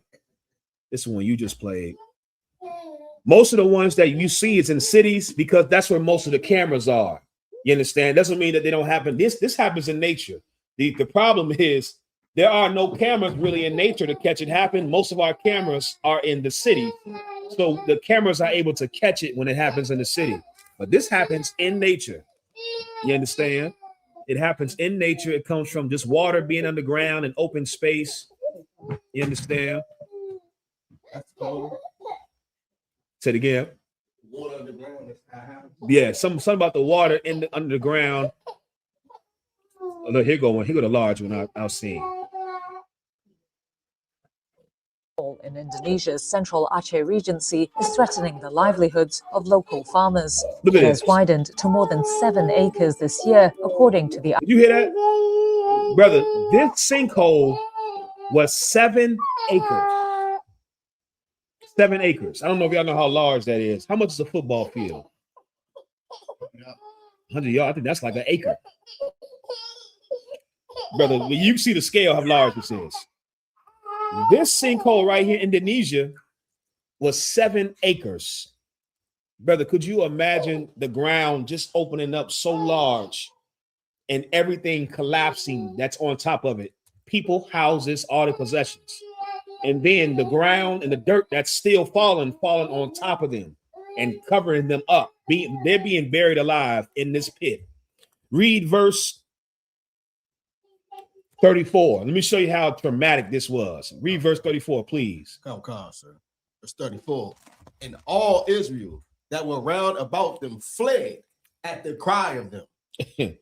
For they said, lest the earth swallow us up also. That's right. The Israelites that seen this happen, you understand, that didn't side with Korah, even the ones that were on the good side, brother, they ran. Just like if you were to be around a sinkhole, you trying to get the hell away. And they said, because we're gonna fall in there too. The sinkhole gonna devour us up too. They knew in that day the power of God chose Moses, and he is not to be played with. So Kalatazar, that's what happened there. You understand? That's what happened when that ground opened up. It was a sinkhole that consumed all the rebellious Israelites fell in and they died. Go ahead, Pop, please. The Bible definitely says it's right. We are stiff-necked people because we were shown so many things by the Most High firsthand, and still chose against, following what he said. Right. Like when before this, when the people was like, let us talk to the Lord. You always go talk to the Lord. Let us talk to the Lord. And Moses was like, he started praying for him. And then the Most High came down on the cloud, loud. And then he was like, we changed our minds. Never mind. Yeah. You go ahead. Yeah, you got it. Yeah, brother. We don't know what we want. We don't know what we ask for. We don't have an idea of what's right for us. And that goes right into the topic. Aman Abab said, Shalom, Aman Abab, I see you. The water Leviathan, he said 7 acres is equivalent to approximately 5.5 American football fields. Our Wadi and Kalatazar gave the measurements for the acres as well. But he says 7 acres is about 5.5 football fields. You know how many houses you can get on 5.5 football fields? Yeah, you can get a small neighborhood on there. Go ahead. It's like by me. I would think that's both ways. Exactly, width and length. Right. You can get a whole neighborhood on 5.5 football fields. All right. So now let me answer Shell's question as far as the voting.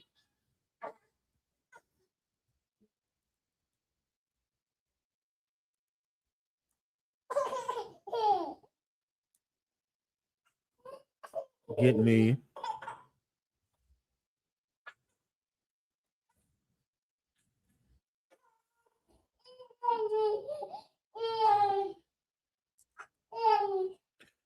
Give me Deuteronomy chapter 17, verse 15.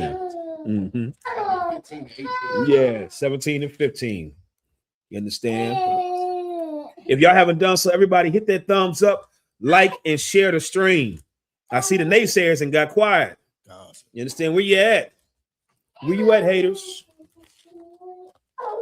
The naysayers and got quiet. 17 and 15.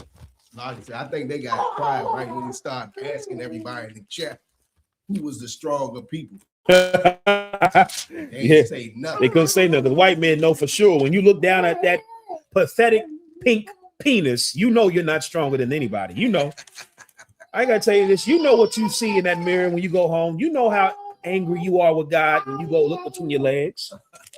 Don't get mad at us. I didn't create you. God created you. You understand? He gave you that little insignificant thing between your legs. Don't get mad at black men. You know you can't honestly get on here and believe you're stronger than us. You know that. And that's why you're so angry. That's why you white men ask your white women, have you ever been with a black man before? Have you ever been with a Latino before? You know why? Because you know you don't measure up. You know, I do. White man, you don't want to be with a white woman that's been with one of us because you know ain't no coming behind us. I can't follow up behind that. You understand? I can't do it. And you're right to believe that. And I wish brothers would stop messing with your white women. Let the white man have his woman, man. Let him have her. We might can get a little less shootings. A white man can get some white tail from his woman. We might can have a little bit safer of a nation if white men could get laid. Well, I don't know. That's wishful thinking, maybe. Go ahead, Shapop, please. If I may, they got a saying that they even say, once you go black, you never go back. And I've never heard, even though, like you say, give them their women. Yeah. Never heard the opposite where white women say, I went back. Yeah. I've never heard that before. Yeah, me neither. You understand? Young man Lewis said the haters went asunder. That's right, brother. They went asunder.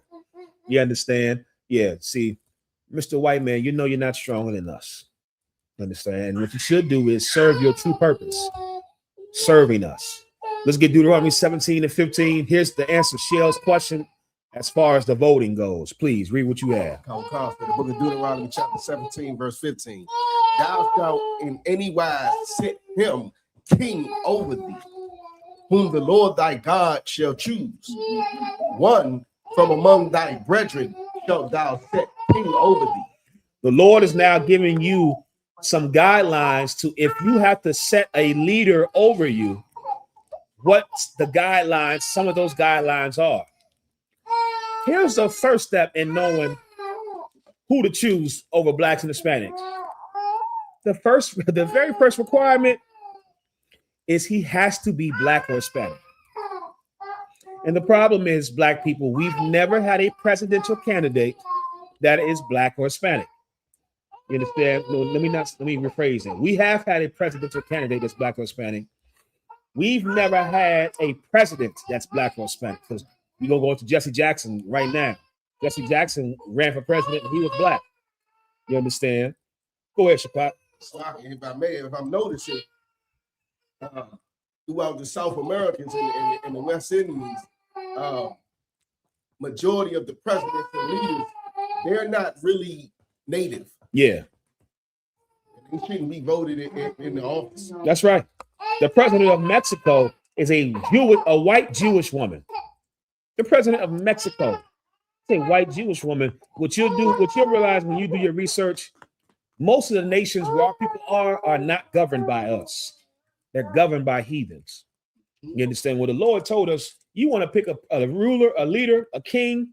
The first requirement is he has to be one of you. He has to be someone from among your brethren. Secondly, voting comes from the Romans. You understand? To vote is to choose a leader that God did not choose. Voting is what got Christ killed. Voting is exactly how Christ got killed. The Romans did a vote on who they wanted to release, Barabbas, the murderer, or Jesus Christ. And guess what? When black people had the option to choose our Lord and Savior over a goddamn murderer, guess who our people chose, brother? Us. Guess who we chose? When we were given the choice to choose and to vote, because your vote matters, and your ancestors died so you could have the right to vote. Yeah. See, the most important vote, when we had the chance to choose, we didn't choose the right man. That should tell you something. We didn't choose the right man. We chose the murderer over our Lord and Savior Jesus Christ. And we let the Romans murder our King, Jesus Christ, a man who was innocent, a man who came here to heal the sick and to feed the poor and to encourage those in despair. Yeah, the last time we voted in an important election, we chose the wrong man. That should tell you about something about us. It should tell you something about us. We are not allowed, we shouldn't be allowed to choose our leader. You understand? The Lord's government is not democracy. I don't know if y'all know that.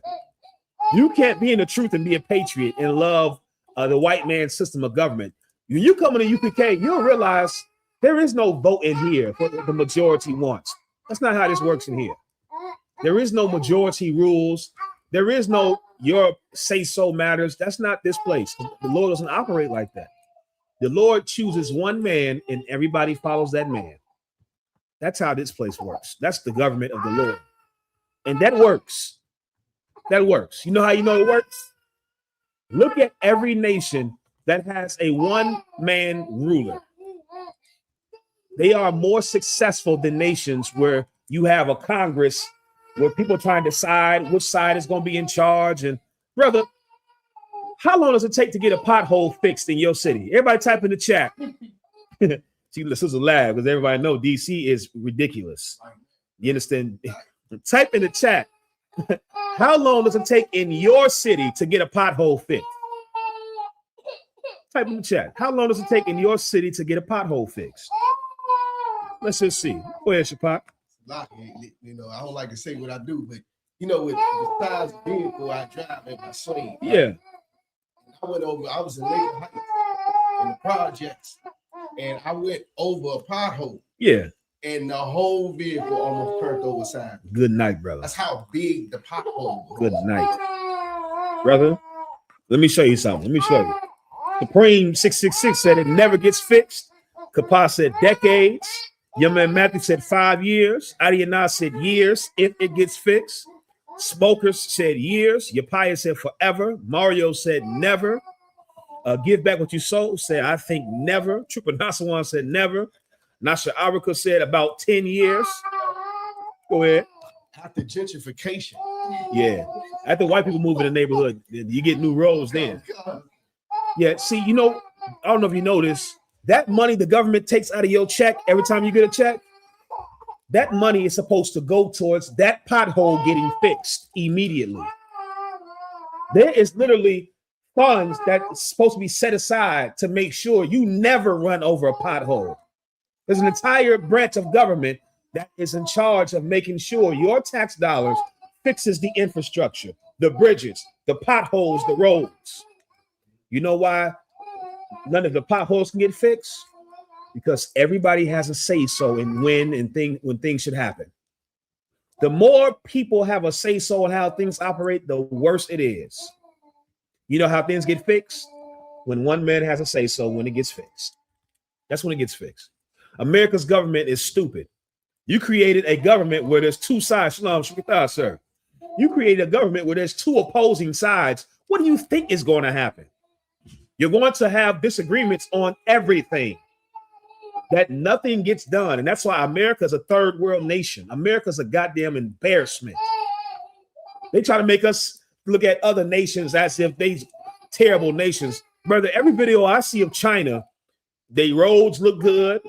You understand? They fix everything immediately. Japan, North Korea, all the nations that America tries to act like are third world nations, seems like they get more done. Nothing gets done here in America because your way of governing does not work. Voting, democracy, everybody having a say so doesn't work. You know what does work? He's our leader. He decides. That's what works. You understand? One man deciding. You understand? And that's what is efficient. And that's why you look at the nation's armies. I did a video, 2 videos on TikTok, brother, and white people got mad at me because I showed a video of Russia's army. I showed a video of China's army. I showed a video of North Korea's army. And then I showed a video of the greatest military in the world, America. And guess what? China's army was more disciplined, more uniform, more on point. Russia's was more disciplined, more on point. North Korea's was more disciplined, more on point. America's army looked like garbage. You know why? Because when you have one man ruling, you have order. You understand? Regardless of the politics of if you believe the dictator is right or wrong, the way of governing works when one man is in charge and everybody does what he says. America looked like garbage because too many people have a say-so. You understand? Too many people have an opinion and think they can vote. Voting goes against our culture. You understand? Where we at? So that's Deuteronomy 17 and 15. Shell, that answers your question. Go ahead, Shapat. What's the question? What we got? Sir. Monique Unfiltered asked, are Chinese people the same as white? No. Chinese people are not the same as white. When you go into the Bible, there are what you got. One second, let me break this down real quick. The water too. When you go into the scriptures, there are 18 nations according to the Bible. Every people that exists today can trace where they come from to a man in the Bible. So today we call the Chinese Chinese, but that's not their name in the Bible. Who they come from in the Bible is Moab. You understand? That's the forefather of the Chinese. His name in the Bible is Moab. White people's forefather, we broke it down earlier. White people's forefather is Esau. Blacks, Hispanics, Native Americans, our forefather is Jacob. The Chinese come from Moab. The white man comes from Esau. Two different forefathers, so they're not the same. I'm going to show you where Moab comes from real quick, please. No. For time's sake, we're gonna get to the top. For time's sake, you can use just drop that, the water. For time's sake, if you could look up Rainbow Coalition. Moab and Ammon are the forefathers of the Chinese and the Japanese. You understand? The Chinese come from Moab, the Japanese come from Ammon. And what you'll realize is every Asian demographic that exists today either comes from one of those two. You understand? The Chinese and the Japanese went and conquered and had children all over Asia. And so if you ask any Asian, they'll tell you that they come from either the Japanese or the Chinese, Moab and Ammon. Moab and Ammon are the product of Lot. After the Lord destroyed Sodom and Gomorrah, Lot and his daughters fled Sodom and Gomorrah. And his daughters, in their ignorance, believed that they would never get a chance to get married and have children. And so in their ignorance, they conspired and said, we're going to get our father drunk and we're going to now get him to have sex with us so that we can have children, because we won't ever get a chance to have children because we just watched the Lord destroy everything we knew. They were absolutely ignorant and stupid in this thought. Go ahead, Shapat. No, I just wonder, if I could, that's Genesis 19. That's right, Genesis 19. They did this. Lot's two daughters on two separate occasions got him drunk, and one had sex with him and then the other had sex with him. One of his daughters had a son and named him Moab. The other daughter had a son and named him Ammon. Moab and Ammon are the byproduct of incest. And that's why the Asians look like that. That's not a slander. The white man in the dictionary, before they became politically correct, what you got, Shapat? Right, what you got? Salafi, if I could. Yep. Mongoloid is the outdated and offensive term historically used to classify certain human populations and in the past to refer to individuals with Down syndrome. Stop right there. Did y'all hear what did y'all hear what Shapat just read? We didn't write this. Again, I know y'all think we so offensive. You understand? And we just niggas that like to offend. The truth is offensive. And I'm telling you what the white man called the Asian man. They call it mongoloidism. You don't hear that term anymore because it's politically incorrect. In other words, it's offensive to say it. The white man called the Asians mongoloids, and mongoloidism is the belief and the science behind certain populations looking and being a certain way because of Down syndrome. There's a reason why the Asians look the way they look. Those small, tinky eyes, That is a defect. That is the deformity. I don't know if y'all know this. Your eyes are not supposed to be that small, brother. That's not normal. You're supposed to have eyes and eyelids. Y'all know if y'all know this. That's a condition. They don't have normal eyelids. You're supposed to have eyelids, brother, that open and shut to protect your eyes. Their eyes being chinky and they all looking a certain way, it comes from incest. Those of you that know, when you have sex with your close relatives, it produces defects in your children because you're not supposed to have sex with your close relatives. You understand? The white man seen the Asians and they came up with the term mongoloidism. You understand? The Asians are the byproduct of incest. And that's exactly why they look the way they look. You understand? Go ahead, Shapap. Please. Historically, in anthropology context, the term mongoloid was historically used in anthropology to describe a racial grouping of humans primarily associated with East Asia. That's right. You understand? That mongoloidism was used to refer to Asians. You understand? Mongoloidism to look like you have Down syndrome or to have Down syndrome. Again, I know that sounds offensive. This is what the white man anthropologists called it. They realized that there is something off about these Asians. They do not look normal. There's something off here genetically. And it's because when you go into the Bible, Moab and Ammon come from incest. So Moab, the Chinese are not the same as white people. Go ahead, Shapat. It's a lot. If I may, this is one of the things that I teach that make people believe the Bible. Right. When I tell them, like, this is where they come from, and this is a story why they look the way they look, and then I read them this definition, they be like, oh. Yeah. When I first heard it, it blew my mind. No bull. It blew my mind, brother. I was like, now see, I did not, the pastor didn't tell me about this. You know, I knew Asians was retarded. I knew that. You didn't have to tell me that. I didn't need the Bible to tell me Asians are retarded. What happened? Can't drive. Asians are so smart. You ever sat and really watched an Asian? Right. Brother, they don't even know how to put a square peg in a circle and a square hole. Sat and really sit and watch Asians. Just because you're good at math don't mean you're smart. You just learn to train to be good at math. They are not smart, brother. You understand? I watch Asians and they do things where he's like, bro, just put it here, move it, turn it like this and put it there. It's because something's off with him. And then I hear this and it's like, oh, see, I knew that already. Go ahead, Surprise. It was so heavy how you said it. You said it right on point because, yeah, you can sit there and train to be the best math scholar ever and all in the Ivy Leagues because you're sitting there training and studying. That's right. But let you have to make an on-spot decision or movement like driving, and they're awful at everything. That's right. That's what happens. You understand? They don't have it in them to think right. When you really look at it, all the heathens have something that's off about them, and it's why the Lord needs us to get right and be in charge.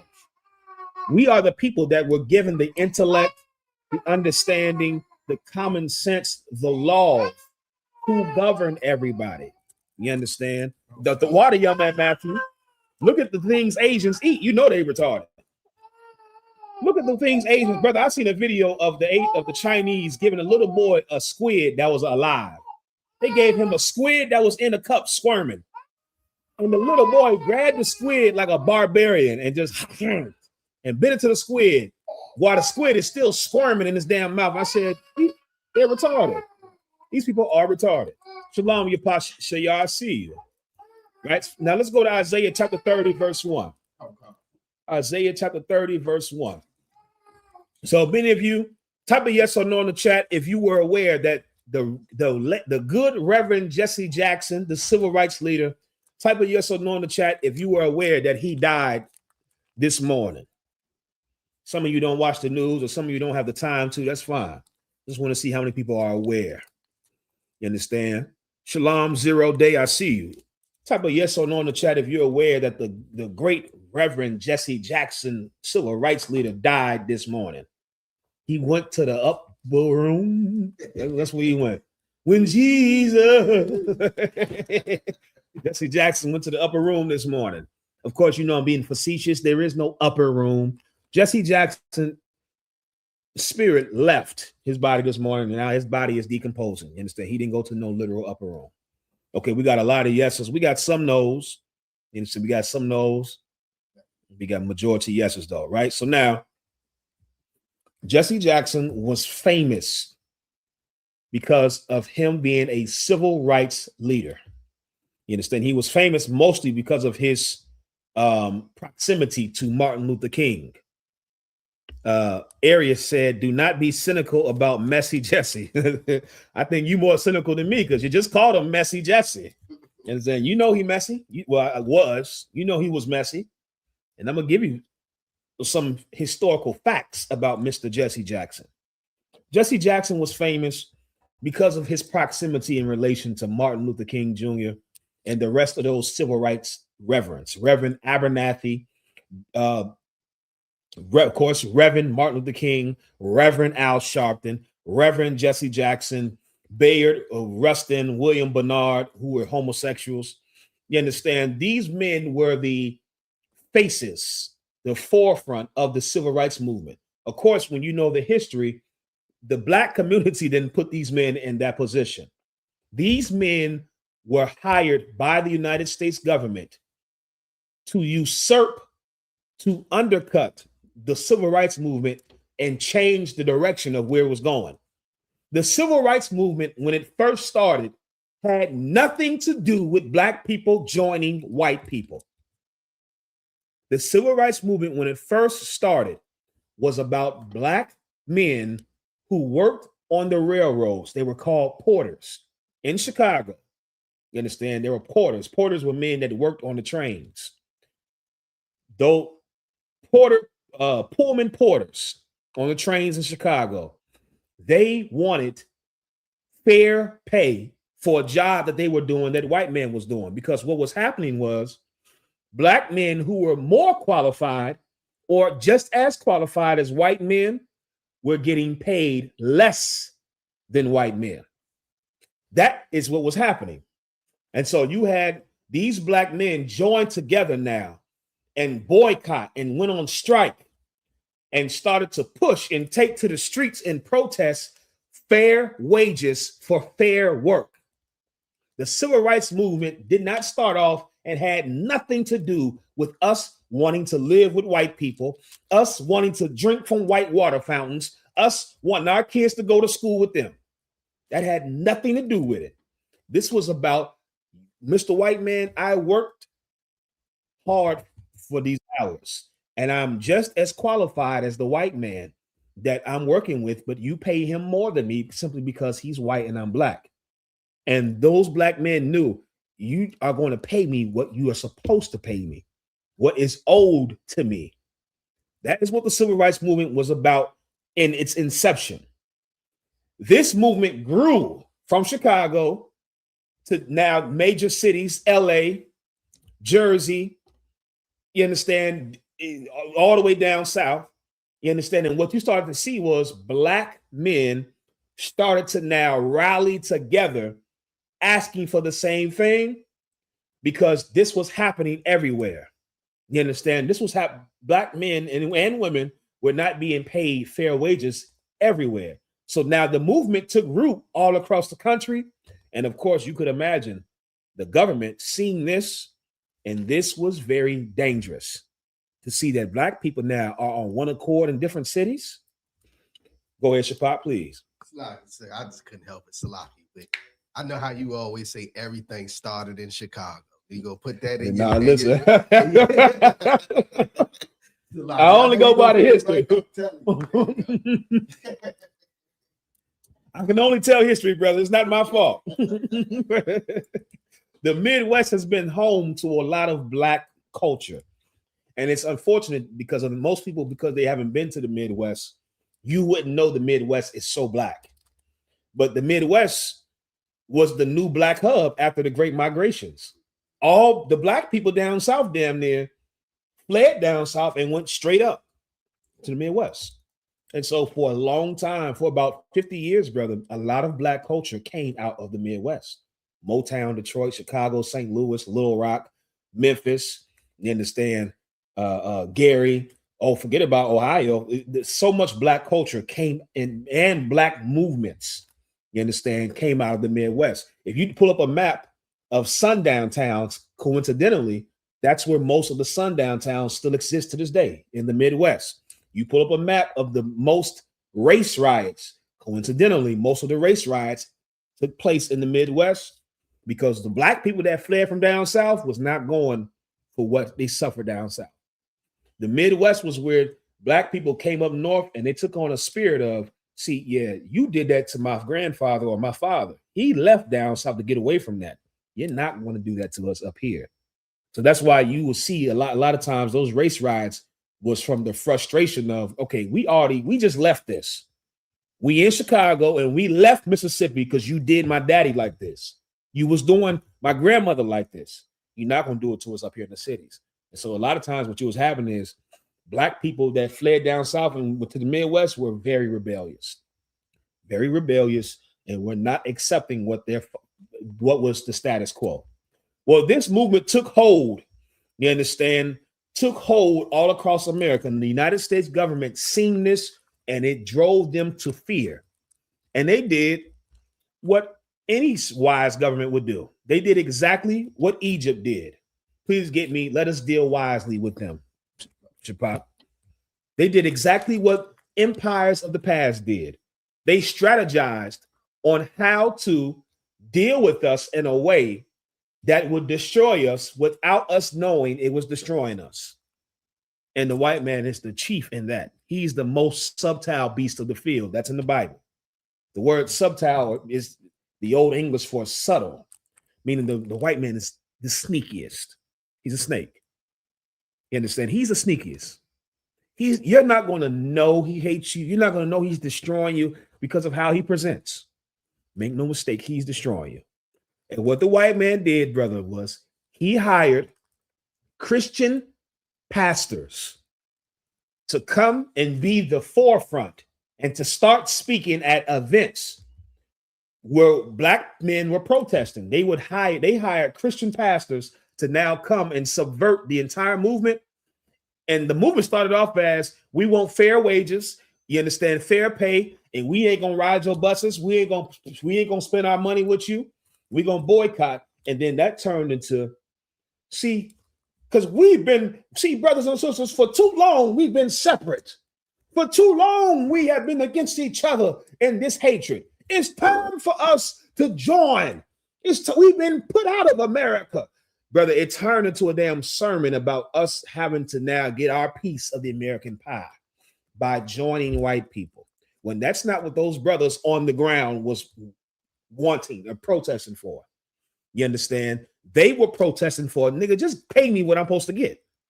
I'm cool living amongst niggas, sending my kids to school with niggas at a nigga school with nigga teachers and nigga doctors and nigga businesses. This works for us. Just pay me what you owe me. These black preachers were hired by the government to come in and now change the trajectory of where the civil rights movement was going. Let me ask you a question, anybody in the chat. Why do you think they hired black preachers? Why do you think they hired black preachers to come in and hold the positions of the civil rights leaders? They could have hired any type of black people. Why did the white man resort to using black preachers to subvert the civil rights movement? And if you can understand this, you can understand the problem with our people and with everything that's attached to this. I ain't gonna give it too much, so I want to give you the answer. Shalom, Yakoba, I see you. Area said, how Jesse Jackson helped popularize the term African American. I'm gonna get into that in just a second. Jim said Trojan horse. That's correct. Simba said because they are pimps. That's correct. Supreme said to keep us brainwashed, they knew our people would listen to them. Okay, you on to it. Smoker said because grandma loved the preacher. You on to it. Halak said to be less suspect. You're getting closer. Alicia said he knew that's where all the black women were going to take their kids. Okay. Halak said like Jay-Z. Young man Matthew said because black preachers know how to get to black women. All right. Supreme said if they had used a white person, they knew what was going on. Kalatazar said to control us, to make you look another way. Yazian said because we love the spirit of the Most High, but we were deceived. That's a good answer. Simba said, because we don't call them church toting hoes for nothing. Candrea said, to get too real and convince his own people. Young man Lewis said, because they were easily bought off. He got it. I was getting ready to let Shapat answer it. He got it. Chavez, young man Lewis got it. Go ahead, Shapat. It's like, I was gonna say they also the same way used black preachers to pass the Negro Project, which is Planned Parenthood today. The water. Young man Lewis got it. All of you correct. All these things are true. They use pastors because these are the men who already were compromised. You understand? Like, you got to understand that. If you're looking for somebody to do your bidding, why not use somebody that is already in the position of doing your bidding? The Christian pastor, since America's inception, the black Christian pastor since America's founding has always been the position of compromise, has always been the position that the white man used to control and deceive us. It's never been a position of power for us. You understand? It's always been the position where the white man can come to him to get us to believe this or to start doing this or to stop doing this and not do this. The white man chose Christian pastors to lead and subvert the civil rights movement because it's a position that is already in his pocket. It's a position that already does his bidding, that already teaches his ideology and his philosophy. It's the position that pushes the mark of the beast. The Christian pastor is the man that has the mark of the beast in his forehead. Christian pastors are an arm, a part of the beast. It only makes sense to use what is a part of you. That's why they chose Christian pastors, because it's part of the beast system. They have the mark of the beast. Go ahead. It's like if I made a little good news, saying it's right on topic of these sellouts, the end of their era. Another sellout fell off. I just recently found out through Truba Nasawan and his rib that actually knows like a stepdaughter or a daughter or friend of somebody of that pastor Thornton that we was battling on the street. Thornton Fennell. Concert. And he no longer has a church. Give the Lord a hand. And for those that don't know, there was a viral video. You understand? I say viral video, but I was there. You understand? It's a video to y'all. It was an experience for us. Some pastor and his homosexual son came out against us. He was a pastor well known in the DC, Maryland area. And this nigga came out here and him and his son thought they wanted to fight us until they realized, oh, these niggas fight. They didn't want to fight after that. And then the nigga realized he's a pastor. And then he realized the way he conducted himself was on camera. And he went and tried to buy us, he bought 2 boxes of pizza and tried to give us pizza and water. And of course, we turned it down. You understand? Yeah, he lost his church. You understand? And thank the Lord he lost his church. And more pastors need to lose power, need to lose authority, because you do harm with that power, with that authority. Right? Monique said, what do you mean they have the mark of the beast? The mark of the beast is the ideology of the oppressor. You understand? You have to understand what the beast is. I can go into it. Let me finish this. If you need me to, I can break that down briefly. Let me go into this first. All right, for now, Exodus, please read that. The water, please. Book of Exodus chapter 1, verse 10. Come on, let us deal wisely with them. Lest they multiply. And it come to pass that when they were false, when they're let me prepare. Start where it says the children of Israel are more. Come. Start there, please. Verse 1. Okay, verse 7. Verse 7.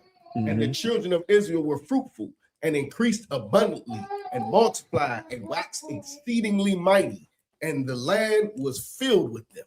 Yeah, this is what's happening in America. Yeah, Blacks and Hispanics have children left and right, brother. I did a video about this earlier. Brother, we have children on accident. We don't even be trying for children, and brother, we have children. We just have children by accident, left and right. We are the people that the Lord chose. Brother, we multiply. Even after all the abortions, even after the murder, the unhealthy food, everything that has been against us, and somehow we are still multiplying. We don't die, we multiply. This happened in Egypt, and the Egyptians got scared. It's happening in America right now, and the white man is scared.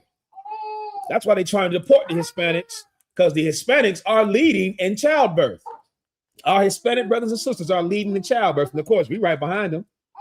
You understand? Well, the white man is fearful of us growing in number the same way the Egyptians were. Keep reading. How there arose up now, there arose up a new king over Egypt, which knew not Joseph. And he said unto the people, his people, behold, the people of the children of Israel are more and mightier than we. Come on, let us deal wisely with them, lest they multiply. And it come to pass that when there falleth out any war, they join also unto our enemies and fight against us, and so get them up out of the land. Yeah, see, a white man is saying that right now. It's too many niggas and spicks in America. Get them up out the land. Send them to Panama. Send them to El Salvador. Send them to detention centers outside of the U.S. because it's too many of them. And if something happens where we have to fight, they're more than us. Do you honestly believe, brother, after all this time, black people are still 13% of the population? I don't believe that. Now, call me a conspiracy theorist. I could be wrong. I could be I could be bugged out. I personally don't believe black people are still 13% of the population after 4 decades. I don't believe that at all. You understand? I think they have to lie about how many of us is here so that we can still think that it's a little bit of us when they know, brother, it's so many of us. It is so many black people and Hispanics here in America. You understand? Go ahead, priest. Now, I was about to say, I wouldn't believe either, not from the people who known from lying. Right. At all. The people that are known for lying about everything. So now they said, deal wisely with these people so that they won't overtake us, so that they won't now get power over us. The white man did the same thing with the civil rights movement. They hired these Christian pastors to take over the civil rights movement and change the direction of it that favors the white man. That's why if you look at all the news channels, brother, all the news channels is remembering Jesse Jackson. Here's how white people are so evil. Does anybody know what white people were saying about Jesse Jackson in the 70s, in the 80s? Anybody know? Anybody that's old enough remembers, or anybody that just knows history? What were white people saying about Jesse Jackson in the 70s and the 80s? What were they saying about old Jesse in the 70s and 80s? Mainly the 70s. What were they saying about Jesse Jackson? Simba said the UK is having the same problem. I believe it. Nobody knows. I'll give it to you for time's sake. They were calling Jesse Jackson a race instigator, a race baiter. You understand? Shalom, shalom. I see you. Yahoshua said he was sick. Nope, they called him a race baiter. Yazian said he was a good old boy. No, they didn't call him a good old boy in the 70s. They called Jesse Jackson a race baiter because they believed that he inspired black people to look at race as the central part of life. And white people hate that we just acknowledge racism. They called Jesse Jackson a race baiter. And then Jesse Jackson dies, you understand, 50 years later. And now, right, the water Yagadar, a rabble rouser, dividing the country. That's what the white man thought about Jesse Jackson. That's what the white man thought about all the civil rights leaders. Now, of course, when I say the white man, I'm talking about every day, the majority of white people. Of course, these civil rights pastors were paid by the United States government, by white men in power. But stupid white people, everyday average white people, are looking at these black men as rabble rousers, race baiters, instigators. Now, 50 years later, white people remember Jesse Jackson as a hero. They got him on all the news channels, brother. I'm trying to find different stories and articles, and every news channel reporting on Jesse Jackson like he was a hero. See, you white people, you have a bad problem with this. You're late to realize, you understand what's going on. You hated Muhammad Ali when he stood up and said, I'm not going to fight the Vietnamese. I'm not going to fight for the white man. You white people hated Muhammad Ali. And then when he got up in age and he died, now you remember him as a hero, a revolutionary. I say that to say this. Blacks, Hispanics, Native Americans, don't base your value off of what white people say about you. What they see right now and what they feel about you right now, it's not accurate, it's not true, and it doesn't matter. Because they hate all the revolutionaries in the moment, but then they'll worship you and love you at the end and see you for what you are. You understand? So now Jesse Jackson was put in place, you understand, to subvert the civil rights movement along with Martin Luther King and the rest of these leaders. Now they chose these Christian pastors for this reason right here. You understand? We're going to go to Isaiah chapter 30, verse 1. We'll go to Isaiah chapter 30, verse 1. Right? And then we're going to go to 2 Maccabees 1 and 11. We're going to get some of these scriptures to show you. We go to Isaiah chapter 30, bro. I feel good having this Bible in front of me. This is how it's supposed to be right here, brother. This the right way. This is the ways of old, like the Lord told us. What y'all gonna do when this internet go out? You understand? Since we're talking about the ways of old, if you somebody that's watching this class and you haven't made contact with the UPK, what the hell are you gonna do if the internet goes out? If the white man decide tonight to shut off the internet, to shut off electricity, what are you gonna do then? I'm gonna tell you what we're gonna do. We already doing it. Shapat is doing it. Kaya Baffa is doing it right here with Zabalawan. We're doing it. We're here. Just because we have certain conveniences and luxuries, don't let that stop you now from following the ways of old. If you're able to get your behind in class, come sit in this chair, do it the old way, because the time is going to come where you're going to have to go back to doing everything the old way, the way that you thought was extinct. The way that you thought was done away with, the way that you thought didn't work anymore because we had to evolve with the times. Nigga, everything is going back to the old way. You might as well get some practice in it now. Y'all watching online, you better make your way into this class like the old way, because the time gonna come where you're gonna pull up that phone to look for a class and the internet doesn't exist anymore. It's down. Electricity doesn't exist anymore. You understand? The grid is down. So now you have to come and sit at the feet of the prophets, like the Bible says. I'm gonna get your practice. That's all I'm gonna say about that. Go ahead, priest. If I may, the Bible speaks of it when it says it'll be like the chase throw. That's right. You won't be able to find it. You ain't gonna be able to find it. You understand? You're gonna be looking for us, and you won't be able to find us unless you would have been here already. You would have already know where to come, where to sit, how to knock. You understand? You have to have already went through this process. You should start it now. Don't let a luxury and convenience stop you from doing things the old way. Anyways, please read what you got. Isaiah chapter 30, verse 1. Come on, this is the book of Isaiah chapter 30, verse 1. Woe to the rebellious children. Woe to the rebellious children. This is why the white man chose the Christian pastors, because the Christian pastor is a position that is already compromised. On top of that, it's a position that is proven resonates with Black people. It's a position that is proven has authority in the Black community. Black people will listen to a pastor over a scientist. You don't believe me? Black people still believe the Tuskegee experiment was Black people getting injected with syphilis because your Christian pastor told you that. You don't even know that's not what happened. You don't know the truth. The truth is the Tuskegee experiment was Black men who already had syphilis went to go get treated, and the white man act like they gave them the treatment and did not give them the treatment. They went to go get the treatment, the vaccine for syphilis, and they thought they were getting the vaccine, and the white man did not give them the vaccine so that he can see the effects of untreated syphilis. But you thought, you still believe, many of you still believe the Tuskegee experiments was they injected us with syphilis. No, they didn't. I said to say, you learned that through pastors, because you believe the pastor more than the damn scientist. You believe the pastor more than anybody.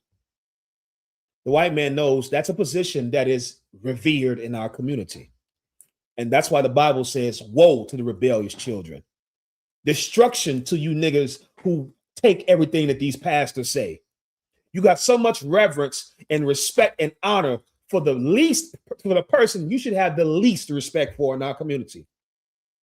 The Christian pastor, the apostle, the reverend, the minister should get the least amount of honor amongst us, the least amount of respect, the least amount of dignity. He should be spit on.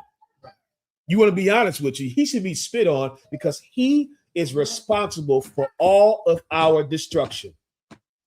Woe to the rebellious children that do what? Keep reading. Oh God. Saith the Lord, that take counsel, but not of me, and that cover with their covering, but not of my spirit. The Bible says our people take counsel, but not of the Lord. Who we take counsel from then? Al Sharpton. Reverend Al Sharpton, Reverend Jesse Jackson, Reverend Martin Luther King Jr., Reverend Abernathy, whatever pastor you follow today. You don't take counsel from God. You take counsel from somebody outside of God and his authority. That's that Christian pastor. You do everything he says. Your pastor tell you your man ain't got a job, kick him out. You're dumb. You do it. You do it. Your pastor say abort the baby. You got it your whole life ahead of you. You do it. You do what he says, not what God says. And I wish they would agree. I wish the pastors did what God said. Maybe we would have the kingdom because you do everything the pastor says. If only the pastor did what God said, we would have the kingdom. But the problem is they are two separate. There's what God says, and then there's what the pastor says. They don't agree. And the problem is you would rather do what he says than God. We take counsel that's not of God. We cover ourselves with a covering that's not the covering of the Lord. You put on the spirit of Christianity. You put on the spirit of the civil rights movement. You put on the spirit of Jesse Jackson and Al Sharpton and Abernathy. You understand? And Martin Luther King. You don't put on God's spirit. You understand? Skip me down to verse 9. Verse 9. That this is the rebellious people, lying children that will not hear the law of the Lord. You understand? This is a rebellious children, a lying people that would not hear the law of the Lord. Who teaches that the law is not done away with? Excuse me. Who teaches that the law is done away with? Who teaches that still to this day? Who teaches that you can eat pork if you pray over it? Who teaches you can eat crab if you pray over it? Who teaches that sex is not marriage? You have to get a marriage certificate. Who teaches you can be gay or lesbian and God still loves you? Who teaches we all have our own personal walk? Who teaches all these things? Your pastor. They teach you to turn your ear away from the law. They teach it. Keep reading. That's right. That's right, Kapat. The Christian pastors, the Christians, keep going. Which say to the seers, see not, and to the prophets, prophesy not unto us right things. This is the problem with our people. This is why the white man knew to use these pimp preachers, because they have a track record of being able to give us what we want. That's why you love pastors so much. That's why you right now, you're listening. You love pastors and church so much because they give you what you want. You don't want the right thing. You don't want the pastor to call out the nastiness within you. You don't want the pastor to call out the nastiness and the sin and the deviancy and the weakness and cowardness that's within you. You don't want him to see that. You say to the seers, see not. You tell the prophets, prophesy unto us what? What type of things? Not right things. Prophesy unto us, not right things. Not unto us right things. Keep reading. Speak unto us smooth things. Speak unto us what? Smooth things. What kind of things? Smooth things. Anybody know what Jesse Jackson was so famous for? Shapat? Changing his mind about the abortion.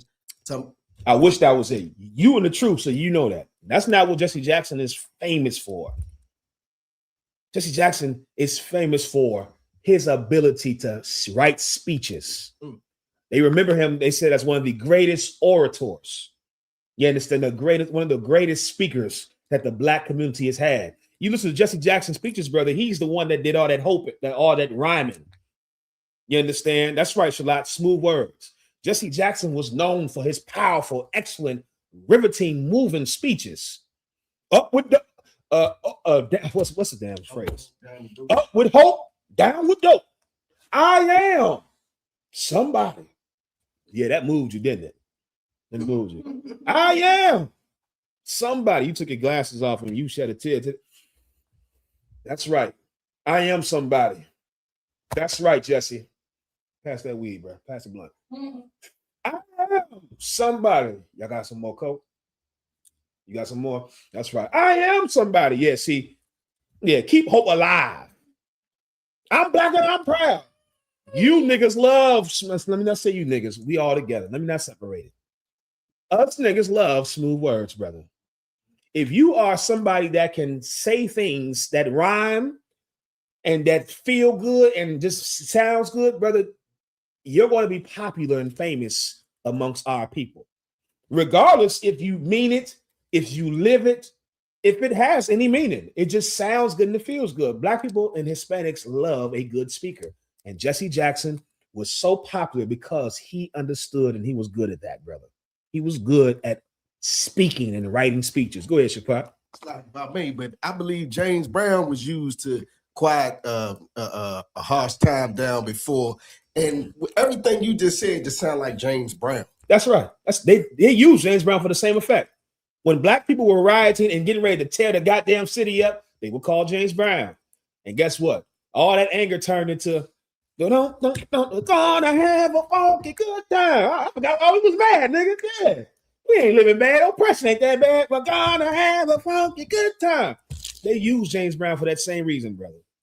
I know James Brown, he's such a great man as far as music, and his contributions to music and black music is forever ingrained. But as for the black community, James Brown was Jay-Z.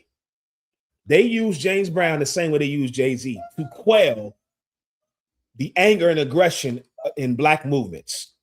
They used him to stop black people from being angry and get them to go back to dancing and singing. You understand? This is the problem with our people. We don't want to hear the truth. You want to hear smooth things. You want to hear things that feel good, that sound good. You want to hear lies. Read that again.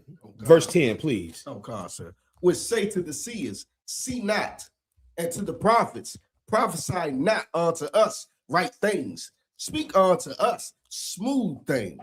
Prophesy deceits. Prophesy to us smooth things. Just lie to us. Just tell us lies.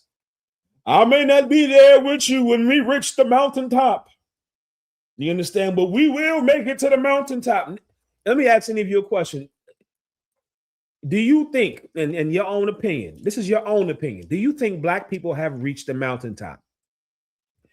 In the 50 and the almost 60 years since Martin Luther King made that speech, do you believe black people have reached the mountaintop that Martin Luther King said that we made it to, that we gonna make it to?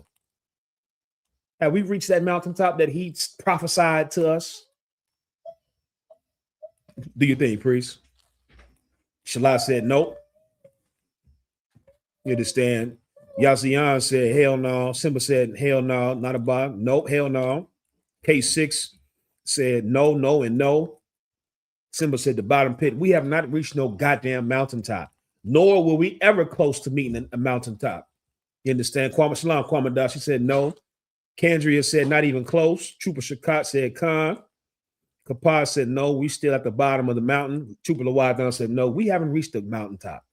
It's not even in sight. But does that matter to Christians? No.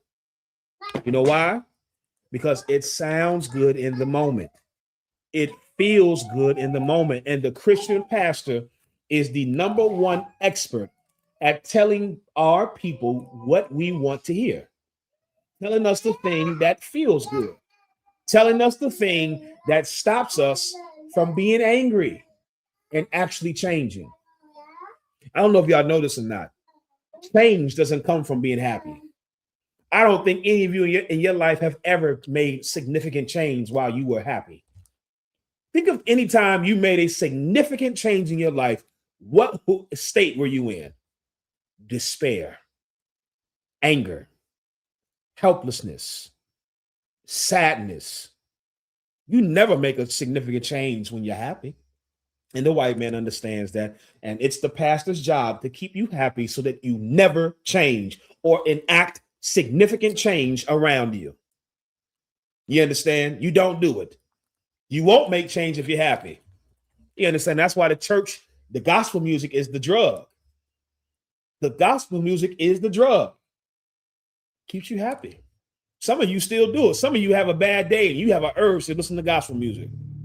Some of you still fighting to not listen to gospel music because of the drug it provides you to make you feel happy, to feel better. Has anybody ever told you, have you ever considered maybe we don't need to feel better? Maybe we don't need to be happy. Precept, who can get it for me? Maybe we don't need to feel better. Maybe we don't need to be happy. Precept. Come on now. Somebody got to be locked in with me. Somebody got to be locked in. Come on. Precept real quick.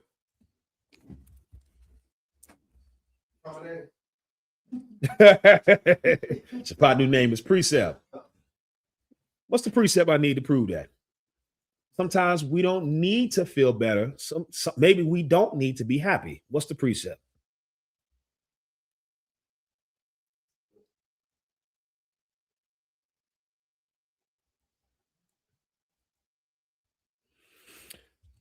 Who's that? Young man Matthew. Give him a hand. Give me Ecclesiastes 7:7, please. Well done. That's exactly what I need. Leonard said, this is not our rest. That's another good precept. You understand, to tell us what state, what spirit we should be in. But this one right here goes straight to the point. And this cuts the civil rights movement. This cuts gospel music. This cuts Christianity. Because everything about the goddamn church is joy. Happiness. I got joy, joy, joy, joy down in my heart. Where? Down in my heart. Where? Down in my heart. I got joy. Brother, everything about the church is joy. Happy. Happy, happy, happy. Oh, happy day. Oh, happy day. Happy day. Everything about the church is happy, joy, feel good. Maybe, just maybe, the Lord doesn't want you to be happy. The Lord doesn't want you to feel good while you're living in the worst conditions on the face of the goddamn earth. Maybe, just maybe, the Lord doesn't want that. You would have to be an insane, delusional person to live in that reality and somehow it's oh happy day and I got joy in my heart. Nigga, please. Save that for a crackhead. You understand? Because I don't get high. Please read what you got. Oh, God, so this is the book of Ecclesiastes, chapter 7, verse 7. Surely oppression maketh a wise man mad. Read that again. Surely oppression maketh a wise man mad. Here's the part that you have to understand. You don't have to be mad. The Bible's not saying you have to be mad. Here's how I know who's wise and not. The niggas that are angry are the wise men.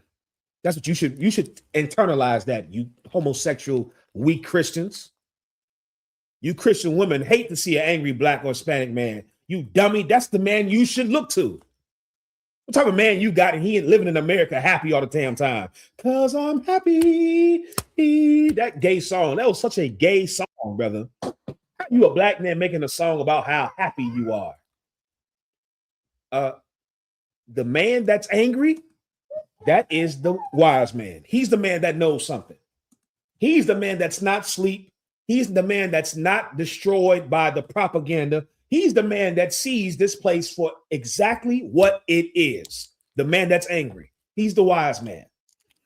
The problem is the church, gospel music, the civil rights movement, Jesse Jackson were put into place to not make you angry. They were put into place to make you happy and content with being oppressed, to make you happy and content with living in hell. The Bible says oppression maketh a wise man mad. You ain't got to be mad. You do not have to be mad. By all means, please grab the tambourine and have at it. Please enjoy yourself. Shake the devil off. Everybody needs to say, shake the devil off. Shake all the anger off. You understand? Shake all the bad feelings off and go be happy and prance in the church. Please, by all means. Just know that we know that you're a dummy. You're a fool. And you have the mark of the beast. And we shouldn't listen to you about anything. The men that are wise are the men that are angry. In the Bible. Again, we just read what the Lord said. A wise man is angry. Go ahead, Shapap. I got a on topic precept. Please read what you got. This is the book of Ezekiel, chapter 9, verse 4. And the Lord said unto him, go through the midst of the city, through the midst of Jerusalem, and set a mark upon the foreheads of the men that sigh and that cry for all the abominations that be done in the midst thereof. That's an excellent precept. The Lord is saying, before the Lord is giving the angel the order to mark the men that are sighing and crying in the midst of Jerusalem, meaning the Lord is saying, when he comes to send a destruction, do not destroy and kill these men. What are these men doing? Read it again. Set a mark on them. Set a mark upon the foreheads of the men that sigh and that cry for all the abominations that be done in the midst thereof. The Lord is saying the men that are protected, the men that follow him are the men that are telling you the white man is the devil, that are telling you God hates sinners and sin. The ones that are telling you you can't be gay and lesbian, sex is marriage, you can't steal, you can't molest children, Donald Trump is the devil, white people are the devil, you can't merge together. Brother, the people that this society hates and demonizes, those are the men that the Lord said protect them. When the angel is sent to destroy this place, you get along, go along, niggas are going to be dead. You're going to be destroyed. And guess who you're going to be destroyed by? This is what's even more poetic. Who are you going to be destroyed by? You happy niggas. Who's going to destroy you? Your lover. That's the Bible. Your lover. Your lover shall despise thee. The white man. Here's the part they don't tell you about being a house nigga. You're the first one to suffer the wrath of the master. That's the problem. See, you house niggas, you look at all the benefits of being in the house. Here's what you don't understand. You're in the house with a genocidal maniac. Right. And when that master decides to go postal, like we talked about earlier, when the master decides to get violent, you are the closest to him. You are going to be the first recipient of his violence because you're the closest to him, because you want to be up under him, acting like you're so happy and joyful. Yeah, the Lord said, these mighty men, these wise men are crying and sighing and angry and upset with what's going on to God's people. Those are the men the Lord is going to protect. Give me Ecclesiastes 37:11, please. We're about to end it. Y'all give me five minutes. Give me 5 minutes, please. I did not realize the time. Give me 5 minutes, please. Salaki about that. You understand? If y'all accept my apology, type in "you good" in the chat. I will make sure anybody offended. You understand? If you want me to end the class right now, just say "end it now, nigga." You understand? Salaki, if you accept my apology for going over the time, say "you good." You too wild. 37:11. The water Kappa. Kappa said, "I'm good." You understand? Simba said, "Continue." The water trooper Shalat, he said, "I'm too wild." The water. Go ahead, priest. So we can leave if we want. Yeah, listen, go ahead. What would I say? I'm good. The water, sis. Mario said, don't stop the water. You understand? Your pie said, I'm too wild. Young man Lewis said, I'm good. Mario said, I'm too wild. K6, not a bar. Shalom, Kayada one. I see you, mighty man. Arius. Young man Matthew. Trooper Nasawan, Amanabaf. Alicio. Candria. Nasha. So nobody want me to get the hell up out of here. I understand. I think it's Zabala one want me to. I see him look at me when I asked, and he turned around like, you ain't gonna listen to me anyway. You ain't gonna understand if I told you anyway. You understand? Let's get this right here. And those what 37 and 11. Yep, Ecclesiasticus chapter 37, verse 11. It's the book of Ecclesiasticus, chapter 37, verse 11. Neither consult with a woman touching her of her womb. Is she jealous? Now, this right here is, I'm gonna break this down for you. You understand what this is saying? The Bible is giving you wisdom. The Lord is saying, do not consult with a woman touching her of whom she is jealous. Does anybody know what that means? I know it's written a little difficult because it's Old English. What does this mean? Neither consult with a woman touching her of whom she is jealous. This is common sense. Once I break it down, what it's saying, I think everybody knows this. It's just written a certain way. You understand? What does this mean? Neither consult with a woman touching her of whom she is jealous. I might have to give it to you for time's sake. Nobody want to give it a shot. Go ahead, Shapat. You don't want to get counsel from a woman, about somebody who she don't like. Yes. It is a stupid thing to ask a woman about another woman that she's jealous of. Sisters know this more than anybody. Why would you ask a woman about, so what you think about Sharonda? You know she hates Sharonda. You know she's jealous of Sharonda. So what is she going to tell you? Is she going to give you the truth about Sharonda? No, because she's jealous of Sharonda. She hates Sharonda. The Bible is giving you wisdom. You shouldn't ask a woman about another woman she's jealous of, because you're not going to get the truth. That's the spirit of this. You're not going to get the truth. Keep reading. Neither of a coward in matters of war. Neither of a what? Coward in matters of war. The same way it would be stupid to ask a woman about a woman she's jealous of, you will be a goddamn fool to ask a coward about anything in matters of war. Go ahead, Shakot. Donald Trump. The water. You understand? Donald Trump dodged the draft. What can he tell me about anything regarding war and being tough? Nigga, you dodged the draft. You're a coward. I don't need to ask you about anything concerning war because I'm not going to get what I need. I'm not going to get the truth. Us blacks, Hispanics, and Native Americans, we consult with these Christian pastors that are cowards, and we're at war. You can't consult with cowards in matters of war. You understand? They're not going to give you the truth. They're going to give you destruction. I have more to go into Jesse Jackson about how he turned his stance on abortion and how he's responsible for the abortion rate being so high in the black community. You understand? We might get some more on it another time. You understand? But with that, we'll pass the class over to Priest and Officer Shapat. Yeah.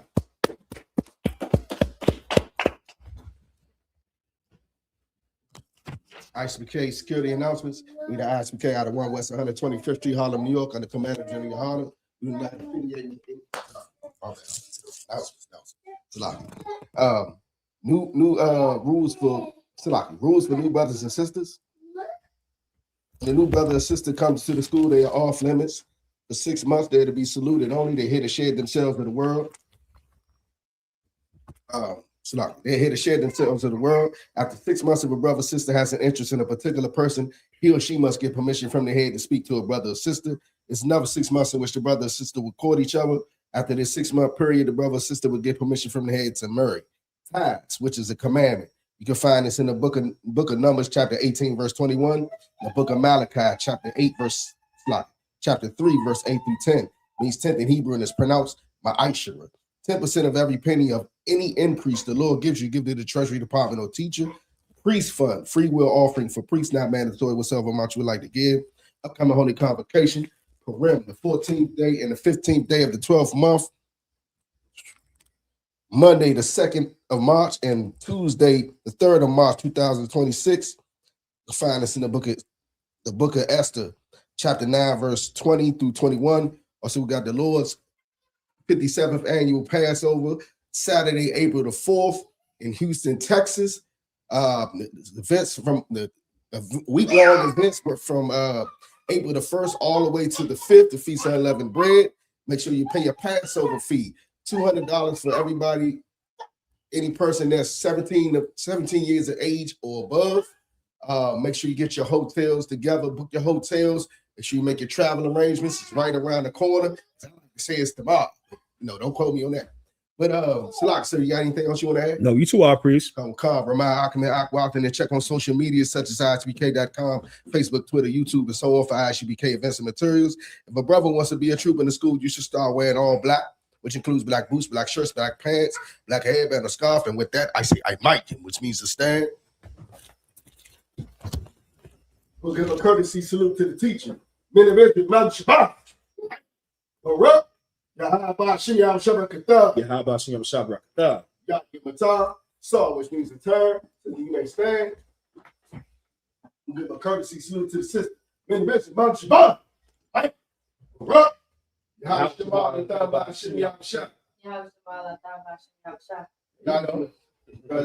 class dismissed.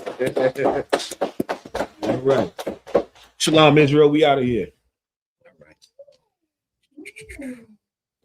All right, let's get out of here.